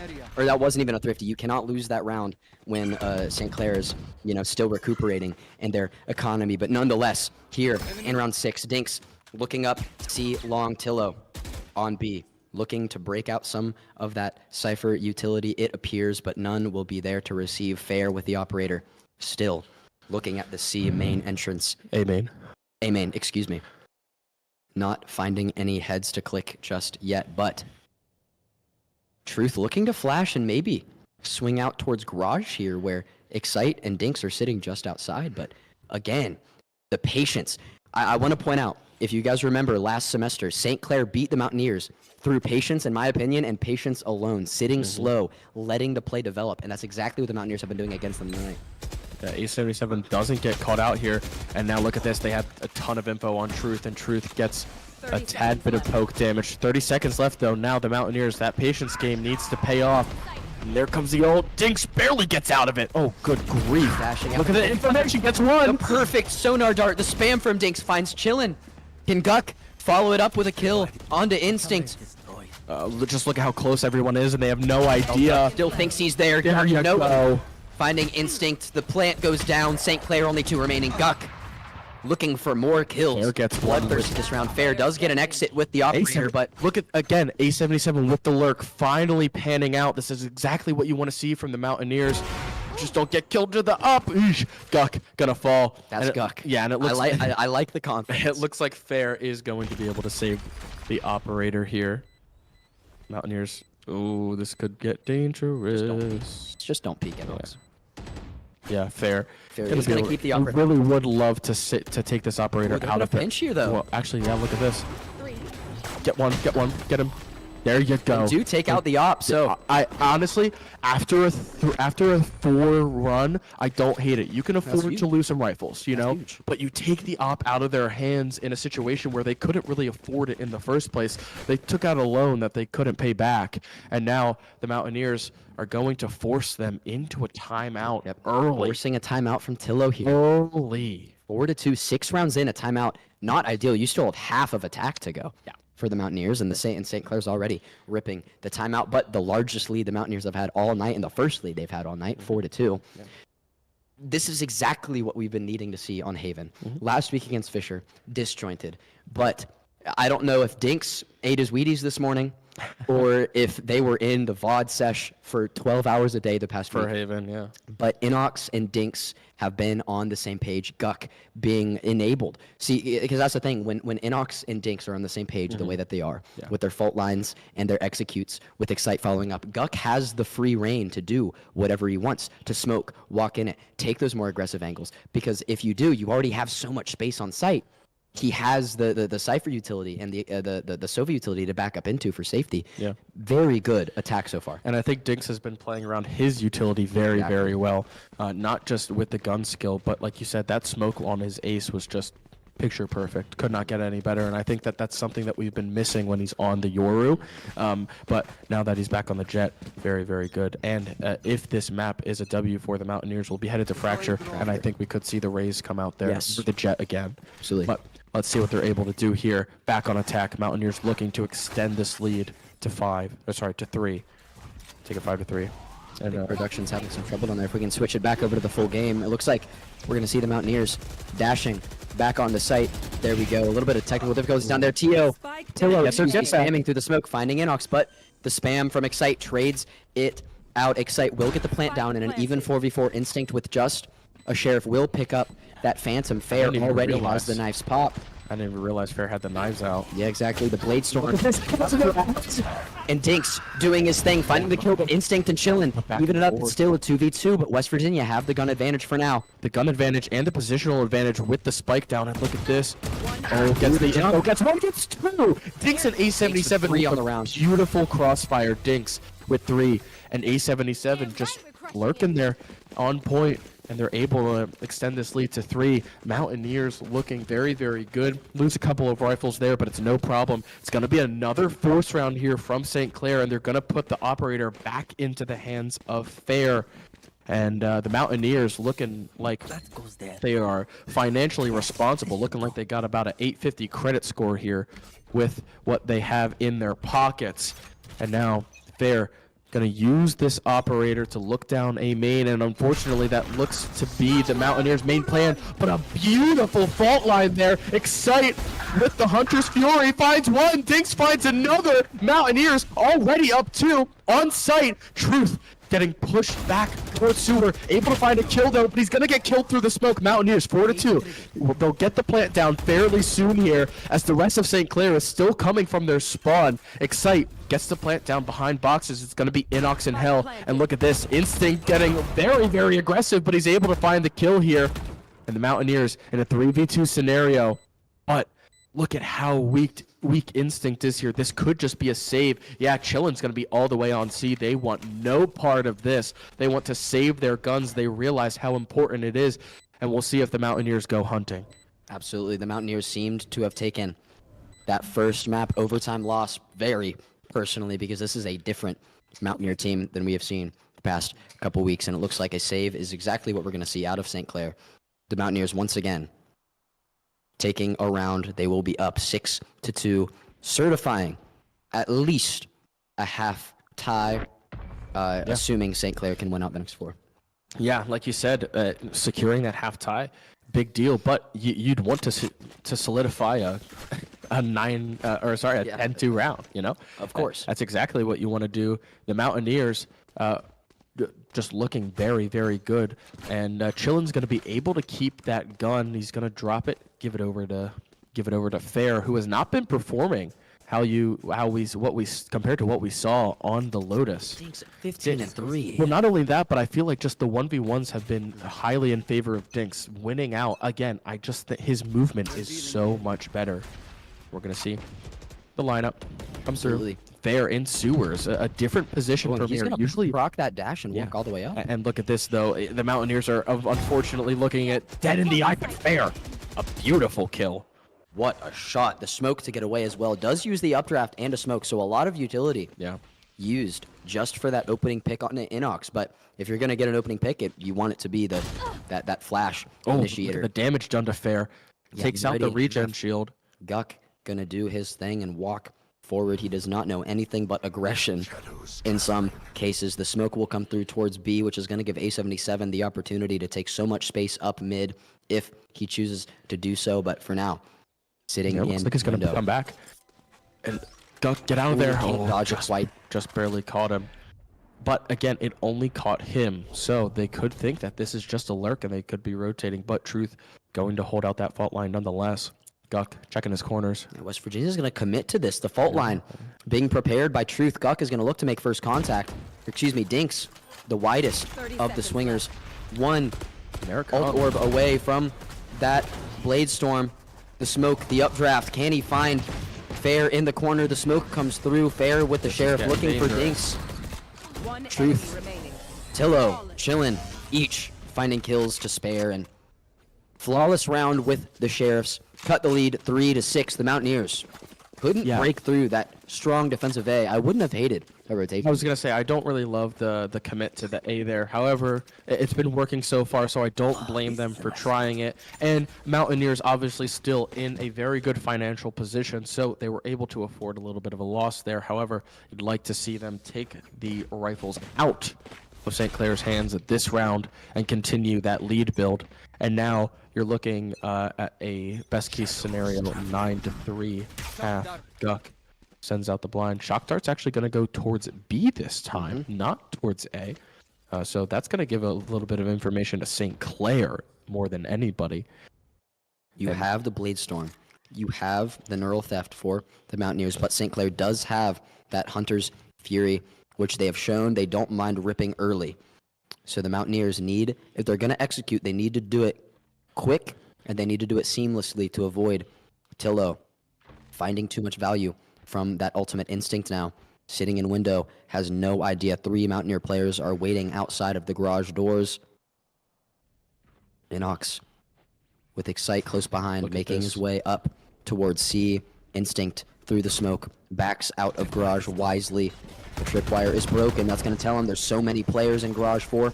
The Mountaineers. Dinks already all the way into sight, holding the smoke. And see, and here it comes, the Hunter's Fury from Tillo. Can't find anyone, does find a touch. Can he get the second? He does find the kill on to Inox. Massive there, but the smoke Dinks fades. Dinks whiffs a little bit fair, finding the kill, getting a second just after.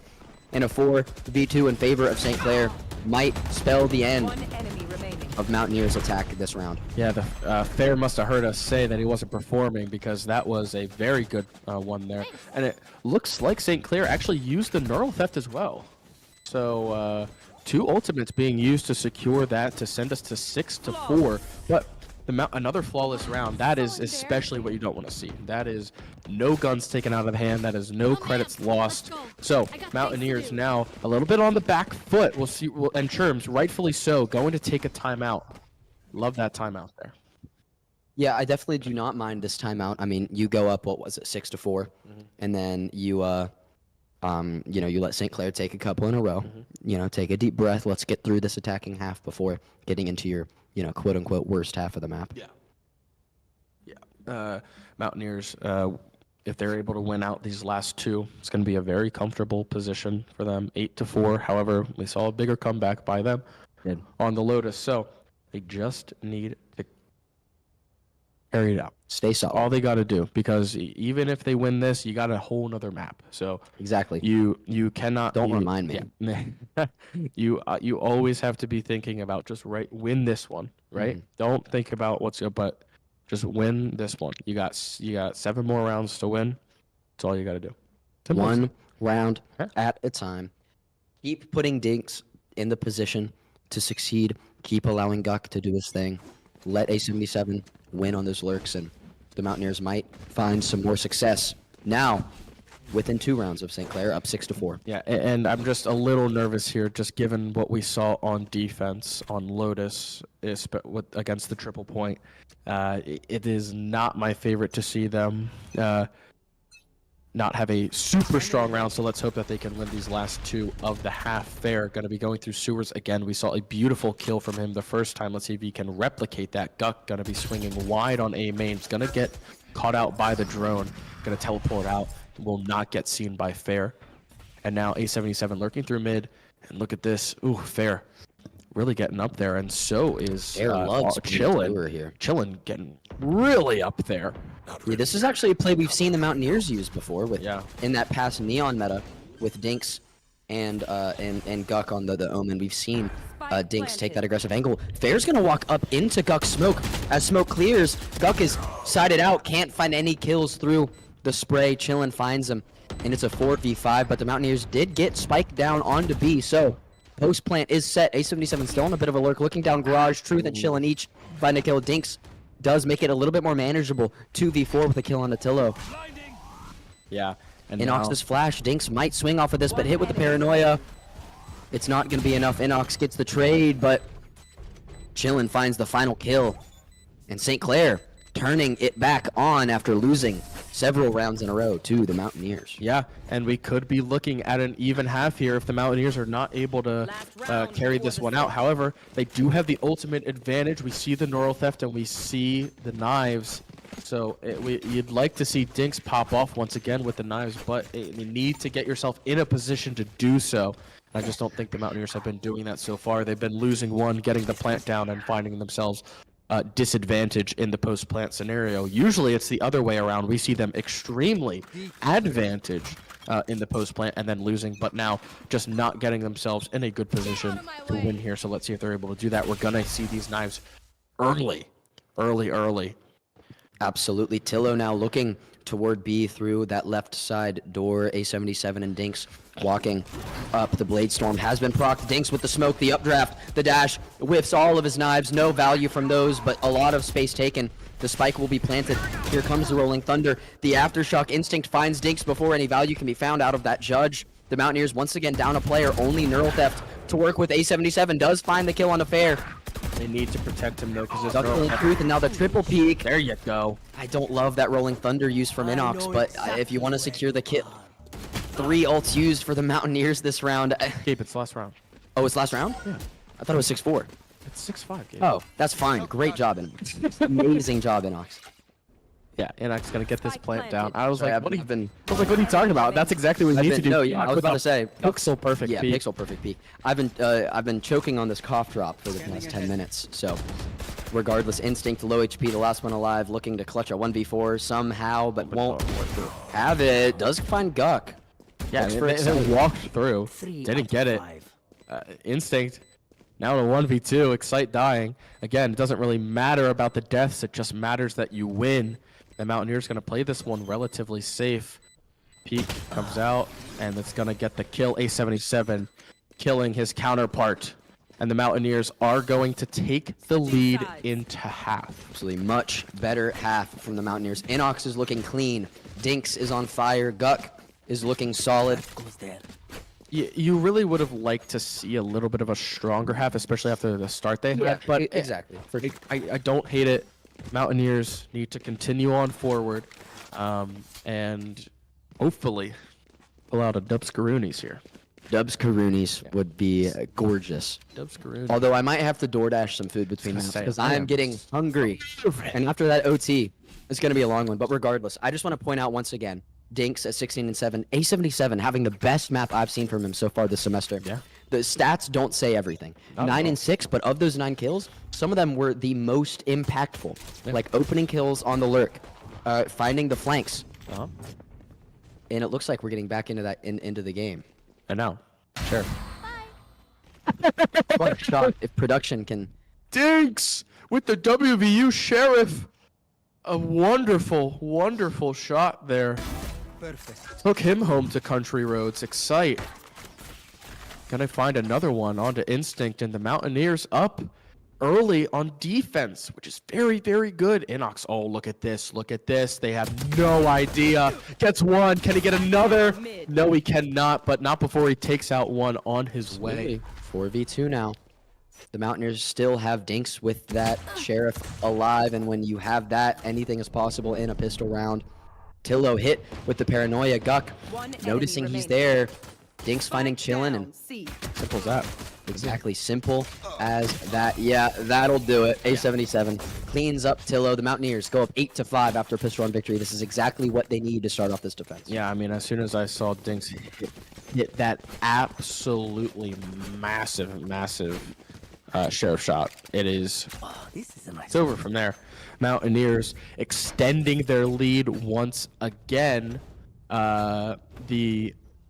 Hopefully gonna extend it all the way to victory.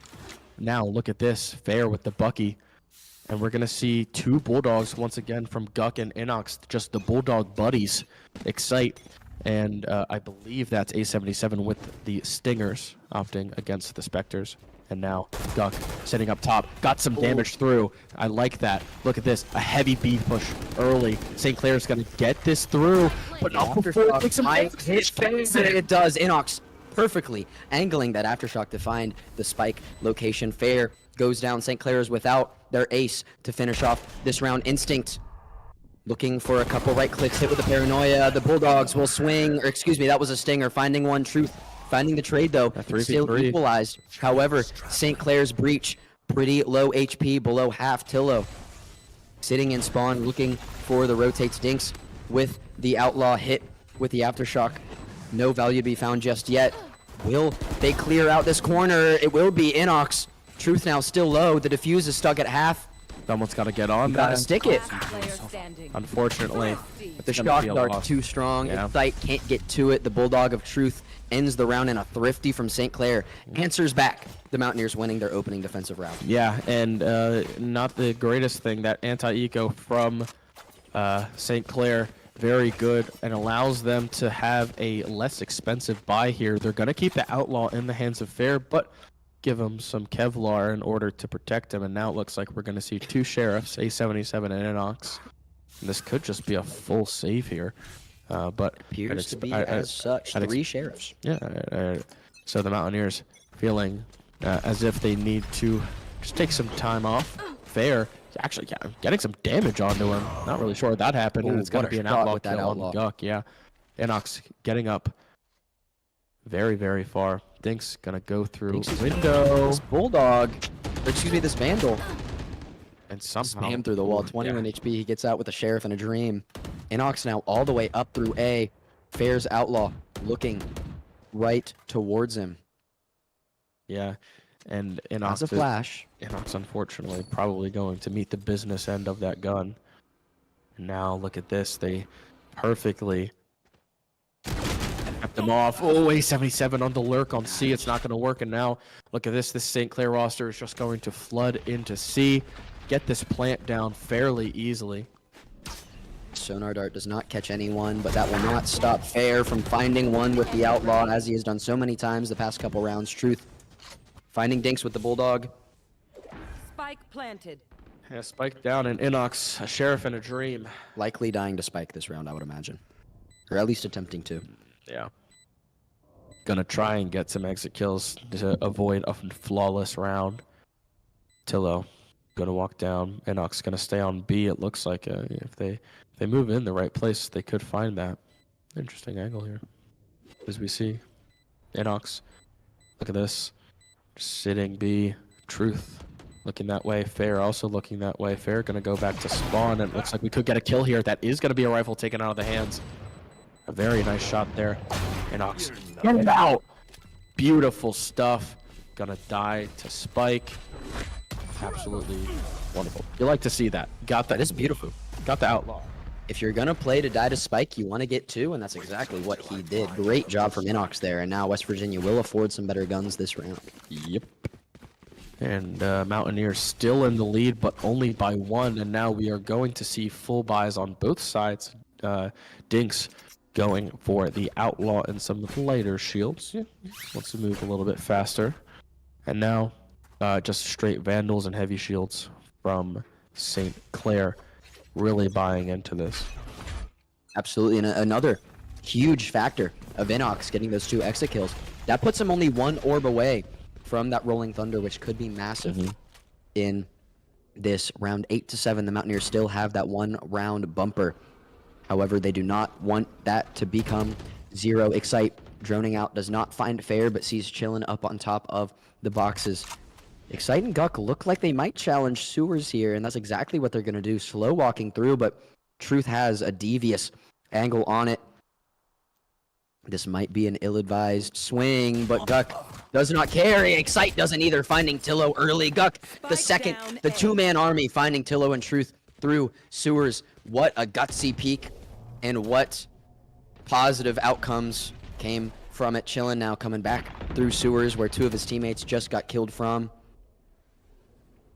Excite holding the angle. Chillin does find Guck, but a good trade. I don't hate that. Still keep the 2-man lead. Inox continuing. Yeah, and this is going to be I believe, a save here. The Spike not in the hands of Instinct. Actually, it looks like he could. Oh no, that's just going to be. Oh, it's actually not going to be watched by the Mountaineers. They're going to let it get taken. And Excite watching here, but every single point is being looked at. Oh, actually, look, he might be able to get this plant on B. Yeah. 10 seconds left. Is the spam going to come through? Shoot it. Oh no, yeah, it's just going to get blinded. Oh, but he gets it down. And it doesn't matter. Hey, using the spike gives an ult orbital as well. I don't hate that. Straight to the noggin. They're going to give it to Excite for that Hunter's Fury. Mountaineers 9-7. And now you'd like to see this continue 4 more rounds as the Mountaineers are able to keep their guns, keep this competitive, and once again extend that lead to 2. I like that 2 a lot better than the 1. But we're going to see full buys on both sides once again. Actually, it looks like Truth is not going to be able to afford the full buy, and his teammates aren't even going to be able to help him. So yeah, it's going to be a Sheriff and a full shield there from Truth. So 4 rifles, 1 Sheriff, and the Mountaineers just cashing out, hoping to continue that lead. Dodges the blind. Very nice stuff, but Clair gets in there early. Oh, the good thing he changed directions. Absolutely. So does the smoke in garage. The trip broken for now. The Mountaineers do still have the Rolling Thunder to work with, but still playing very Clair has slow. one of their own. Absolutely. And you like to see that a lot more on offense than on defense. Just allows a lot more aggression. It looks like we're seeing a bit of a split here. No, but now they're going to focus their efforts onto C, Excite. Going to send out the drone. Not going to find anybody that could be detrimental because we know that Tillo is just sitting right there. And now Tillo going to spot out Dinks, but not before Fair and Chillin take out A77 and Inox. And now the Mountaineers down too early. And here comes the Rolling Thunder. I don't think Guck is there. No, Chillin does turn around, but the landing might be here for Guck. Guck. Who loses the duel, and it's just Excite alive. Yeah, We're going to see 8 to 7. These teams are going round for round, band for band, kill for kill, ult for ult. Likely another barn burner here in map 2. Yeah, and it looks like Excite is going to attempt to save this Phantom, but I don't know how realistic that is. Tillo very weak, so probably not going to go hunting. Instinct checking B, Chillin, just making sure there's not going to be any resources used here in an attempt to retake this Excite, just sitting and spawn. And it looks like they are not going to opt to attempt to search for Excite, so we will be keeping that Phantom. Very good stuff there. And the Mountaineers going to give up that round. And again, just this defense has been so inconsistent. It's not what you want to see at all. Yep. And Excite going to be able to save here. Beautiful skin. Beautiful man. So let's talk about what they need to do here. They have 2 ults now. One ult. Against the 2, we see the Omen gaining that. Chillin going to be able to use that for some attack. Look at that, actually. Look at Chillin's stats. 10, 10, and 10. 10's across the board. Double. Yeah, 10's across the board in the dunk contest. 2017 Russell Westbrook stat line. Yep. And now, and again, the knives from Fair could go so hard here. Fair finally finding his way towards the top of the leaderboard, 12 and 16 now compared to whatever it was he was earlier, but it was not good. Dinks. Well, Dinks does have the outlaw. Guck finds Fair early, but Truth immediately trades him out. Inox throwing out that aftershock. But no real value found from it just yet.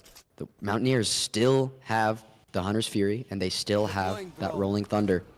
No offensive ultimates for St. Clair, and it looks like this drone might catch the push, but it won't. Excite's going to walk all the way up to A-Long, a little bit of a jiggle peek to see the attack walking through and immediately punish. Tillo finding Excite. Here comes the Rolling Thunder from the Mountaineers for this engage, but Instinct finds Inox as well. The Mountaineers falling apart before the round can begin. St. Clair will set up for that retake flood through CT, but it's going to be Dinks and A77 saving their guns over on C, and we're going to see a tied game. Yeah, the first time this game has been tied since the Mountaineers came back from 2 to 2. So, Mountaineers not with the momentum. It's not exactly what you want to see. However, if they're able to save these rifles, hopefully they'll be able to save a little bit of cash. Dinks just sitting here with the Phantom. And yeah, look at that. Truth just ready. Prepared for a retake, but that retake is not happening. Little does he know. And I will say the early pick on to Fair was good because you take out the possibility of those knives being popped, but just not able to deal with anything else. And the shots were just not there. Guck having a bad whiff. So, Mountaineers find themselves tied on map number 2, Haven. They need just 4 more rounds to send this to a map 3. And again, it seems like this has just gone so back and forth. These teams so evenly matched despite the records being 2-0 and 0-2. You wouldn't know it by looking at it. And the Mountaineers now in an eco round. Well, this has been a different team. I mean, we've been saying all night. The Mountaineers look like a different team. They did against Cumberland and against Fisher and in CVAL and in Fun Ever tournaments. It's like things are just now starting to click, but they still have not gotten over the hump to get a map win. Can they tonight? That is the question. Dinks popping that dash early, holding an aggressive corner angle. That drone did catch him out. The fault line, 2 smokes come through. Truth is going to spray through. Dinks needs to find a kill for value. Find a way out. I could not find value from that walk-up. Chillin punishes Inox once again with just a sheriff. He's proven to be deadly with it, but will it be enough to hold a whole site? Fair. Catching Guck over toward A. The jet lurk is not something you would expect if you're Guck, but Fair with the outlaw makes it happen. Now St. Clair pretty much free to do whatever they want. The Mountaineers with Sheriffs alone, 3 players in 3 different locations on the map. Excite needs to find this rotation pick to make it possible. Knox does have a rifle.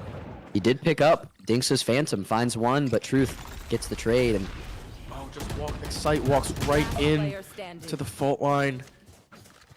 And it looks like C. Plant's going to go down on C, and this is certainly going to be the first lead that St. Clair has taken since the first opening 2 rounds. A77 going to get caught out by that camera. And now, just with the Vandal trying to find some exit frags, he will find one. But unfortunately, gets his ult there. It's not going to be enough. Yeah, he will get his ult. That could be very, very useful. We'll see if Fair knows that he's in spawn. Probably will.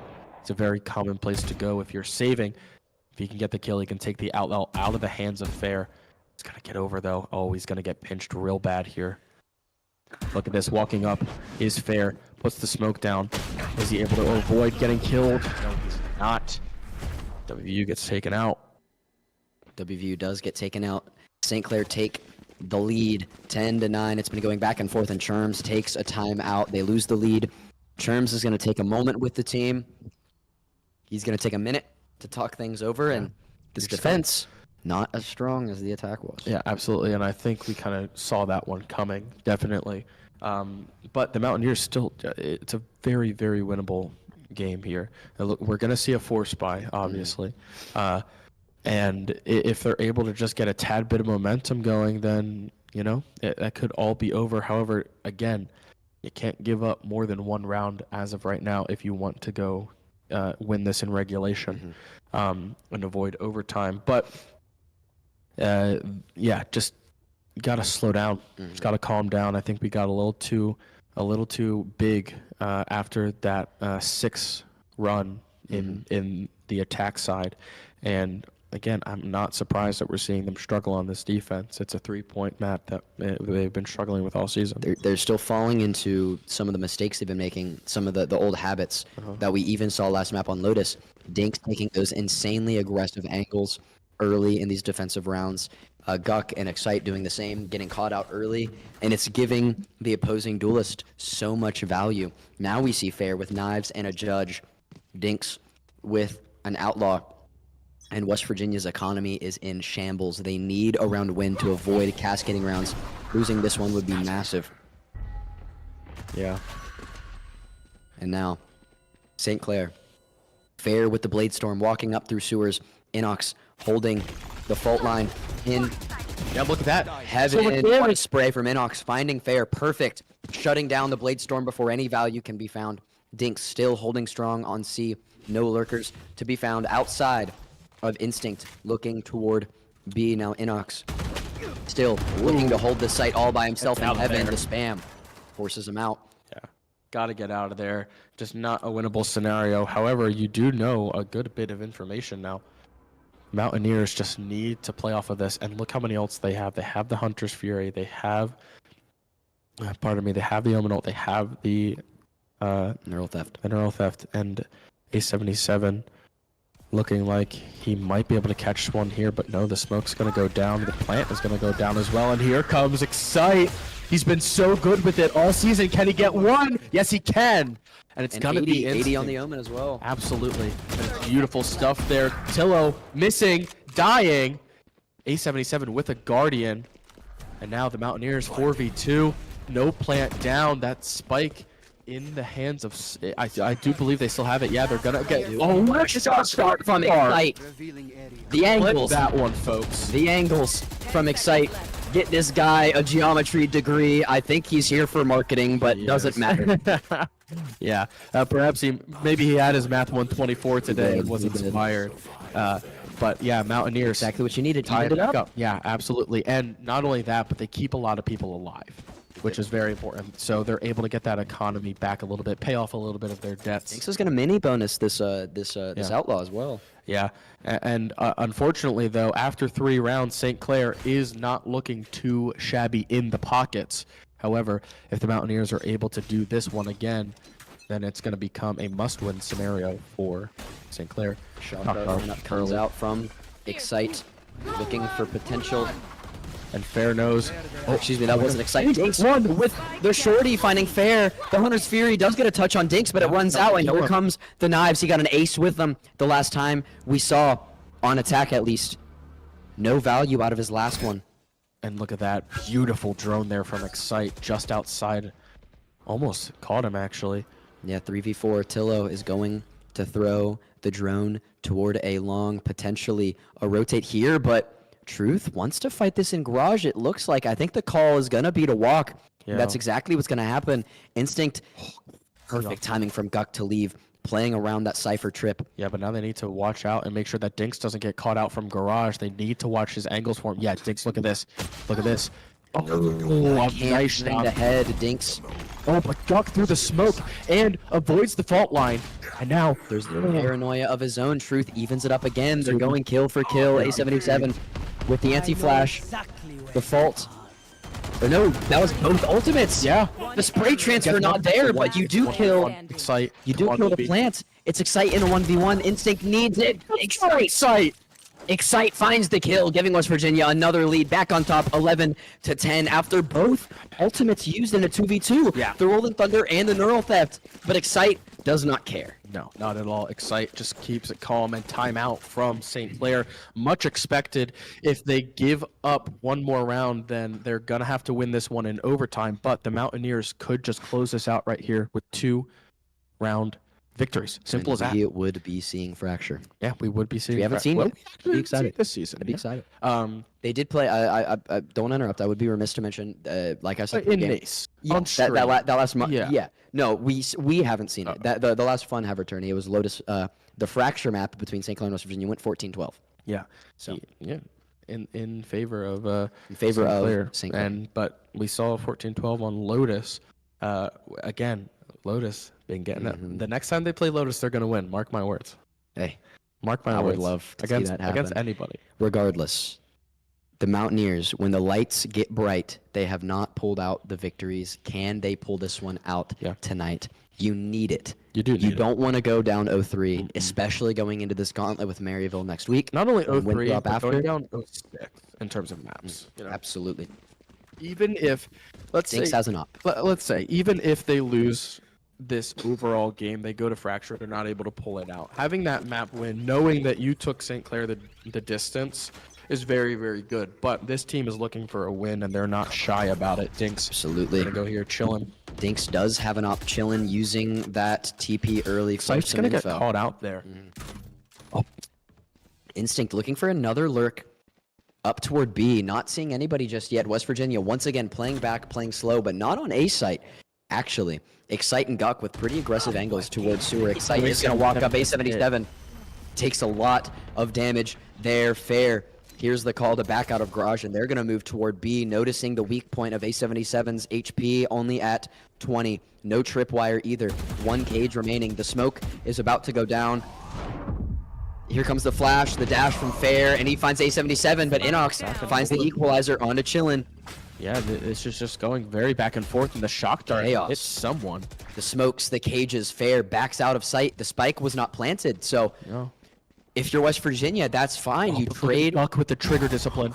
Guk 1-2 from Guk. Gets 2 in the third. My paranoia. Gosh. The TP, the trigger discipline, the positioning, the shift walking, and it gives Guk you gotta be kidding me. 3 kills to go up 4-2. Just as I was praising the retreat from St. Clair, I was just saying, I don't even think punishes. That was insane. The recognition there. Inox not able to find the kill, but doesn't take any damage, so he's okay.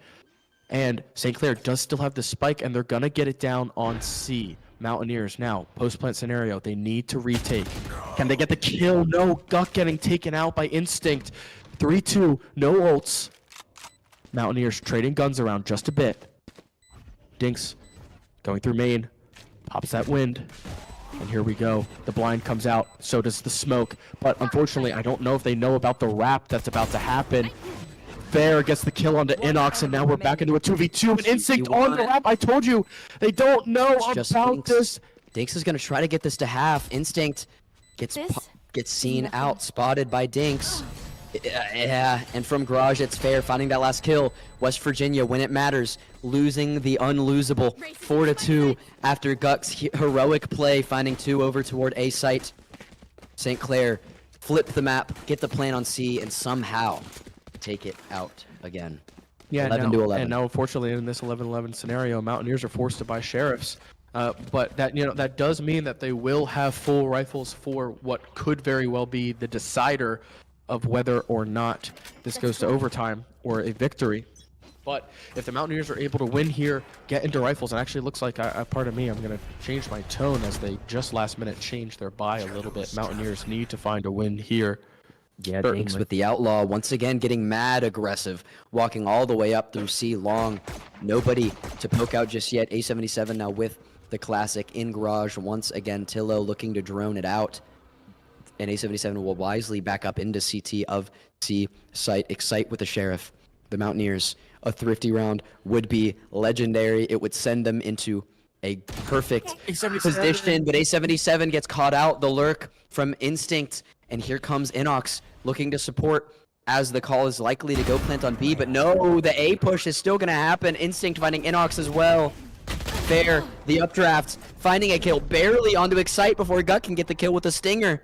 And it's a 4v2. Can the Mountaineers do what St. Clair just did moments ago? No, not quite. It's Dinks, the last one alive, and St. Clair is going to send this to match point 12-11, barring a 4K from Dinks with an Outlaw. Yeah, you would really hate to see this one end like this. Dinks going to peek around, not going to find anybody. St. Clair smartly playing very, very far out. I believe they know he has the Outlaw. So Dinks going to go to heaven, say a prayer. And now, sitting inside of this smoke, chilling, has a good angle on him. They all have a good angle on him. The shot comes out, the wall bang comes through, and so does the distort. And now, St. Clair, match and game point. Match point. Not the ending to this map that we expected, nor that we wanted. However, West Virginia has one more chance, one more buy, two more ultimates to send this into overtime. Dinks still has an Outlaw. He needs to find early value. Excite needs to get out of this rut he's been in this map with the kills. Yeah, absolutely. And this is going to be the decider here, really. I think that the Mountaineers have obviously shown that they can defend here and win. And Inox finds the opening kill onto Fair. Love it. They take out one of the ults. Inox looking for another one, not going to be able to find it. They do have to worry about the neural theft, though. But 2 ults of their own. Exactly. West Virginia up 1 with Fair dropping early. A77 looking into Garage. They have the Rolling Thunder. They have the Omen Ultimate. They need to use one or the other or both at some point this round. Guck on top of the box. Will he be cleared by Instinct? Instinct throws out the cam. Barely gets around the corner. Guck needs to drop. He does, but 85 HP only remains. Instinct already all the way up into B site, swinging that right door, looking for Inox. He has the Rolling Thunder in his hands. He needs to pop it now. Instinct slowly making his way up. Inox gets caught out. Spam through the box, misses, but the shorty gets the job done. It's a 4v4. The neural theft from Instinct comes out. He's going to know exactly where everybody is. The bomb is planted on B. And the Mountaineers are 1 retake away from overtime, 1 failed retake away from a loss. And now, we look at this. Guck pops the ult, gets some info. And this B site has just been so hard for the Mountaineers. There's the paranoia. Chillin', looking at the smoke. Dinks still has that Outlaw looking. A77 shot. Kill. A77 does get a kill, but down goes Dinks. No value from the Outlaw. A77, the wall bang, finding Chillin', equalizes. It's a 2v2. 1v2. It's all up to A77, and he can't get it done. Tillo with the last kill ends West Virginia's dream of seeing Fracture. 2 banger maps, a 14-12 and a 13-11. West Virginia can't get it done when the lights get bright. St. Clair takes it. West Virginia still map winless in NACE. Yeah, that is absolutely not how you wanted to see the end of that go. The Mountaineers keeping it close nonetheless, but still not able to come out with a victory. I think they looked a lot better today than they have all season. Absolutely would have loved to see a win, but can't complain with everything. I think the slow start to Lotus was probably the low point, and just getting there to these double digits, to these very, very close games. Absolutely the high point. But that is going to do it for. Actually, before I say that, I'm going to say everything that happened today. So we have WVU just lost St. Clair 0-2. Yes. COD catching its first win versus UNTD 3-1, and then they did get just word that they lost to Oklahoma Christian. Good team. So hey, still have a win on the board, and that is all that matters. We have, I don't think I have anything else this week except for on the country road on Friday yes, with special guest Emma. Yeah, Emma. And if you watched on Monday, oh my goodness, the win against St. Clair Academy, she played out of her mind. Yeah, out of her mind. So we will be looking forward to that. So be sure to join at 4:30 for that. Going to be a good time. I believe it's me and Luke. It is. So looking forward to talking about that. A lot of stuff to recap and lots of interesting questions to ask Emma after that thrilling win. But you can find us on social media, WVU Esports, just about anywhere you consume your media. And if you would like to avoid ads or anything like that, or if you just want to support us, go ahead and subscribe on Twitch, follow on YouTube, like, comment, whatever. I don't know how it works over there. But every single interaction helps us. Every single sub gives us a little bit money to make these streams just a little bit better. Yeah. You want the notifications? Oh yeah, absolutely. Turn it. Smash that bell button. Smash that follow button, chat.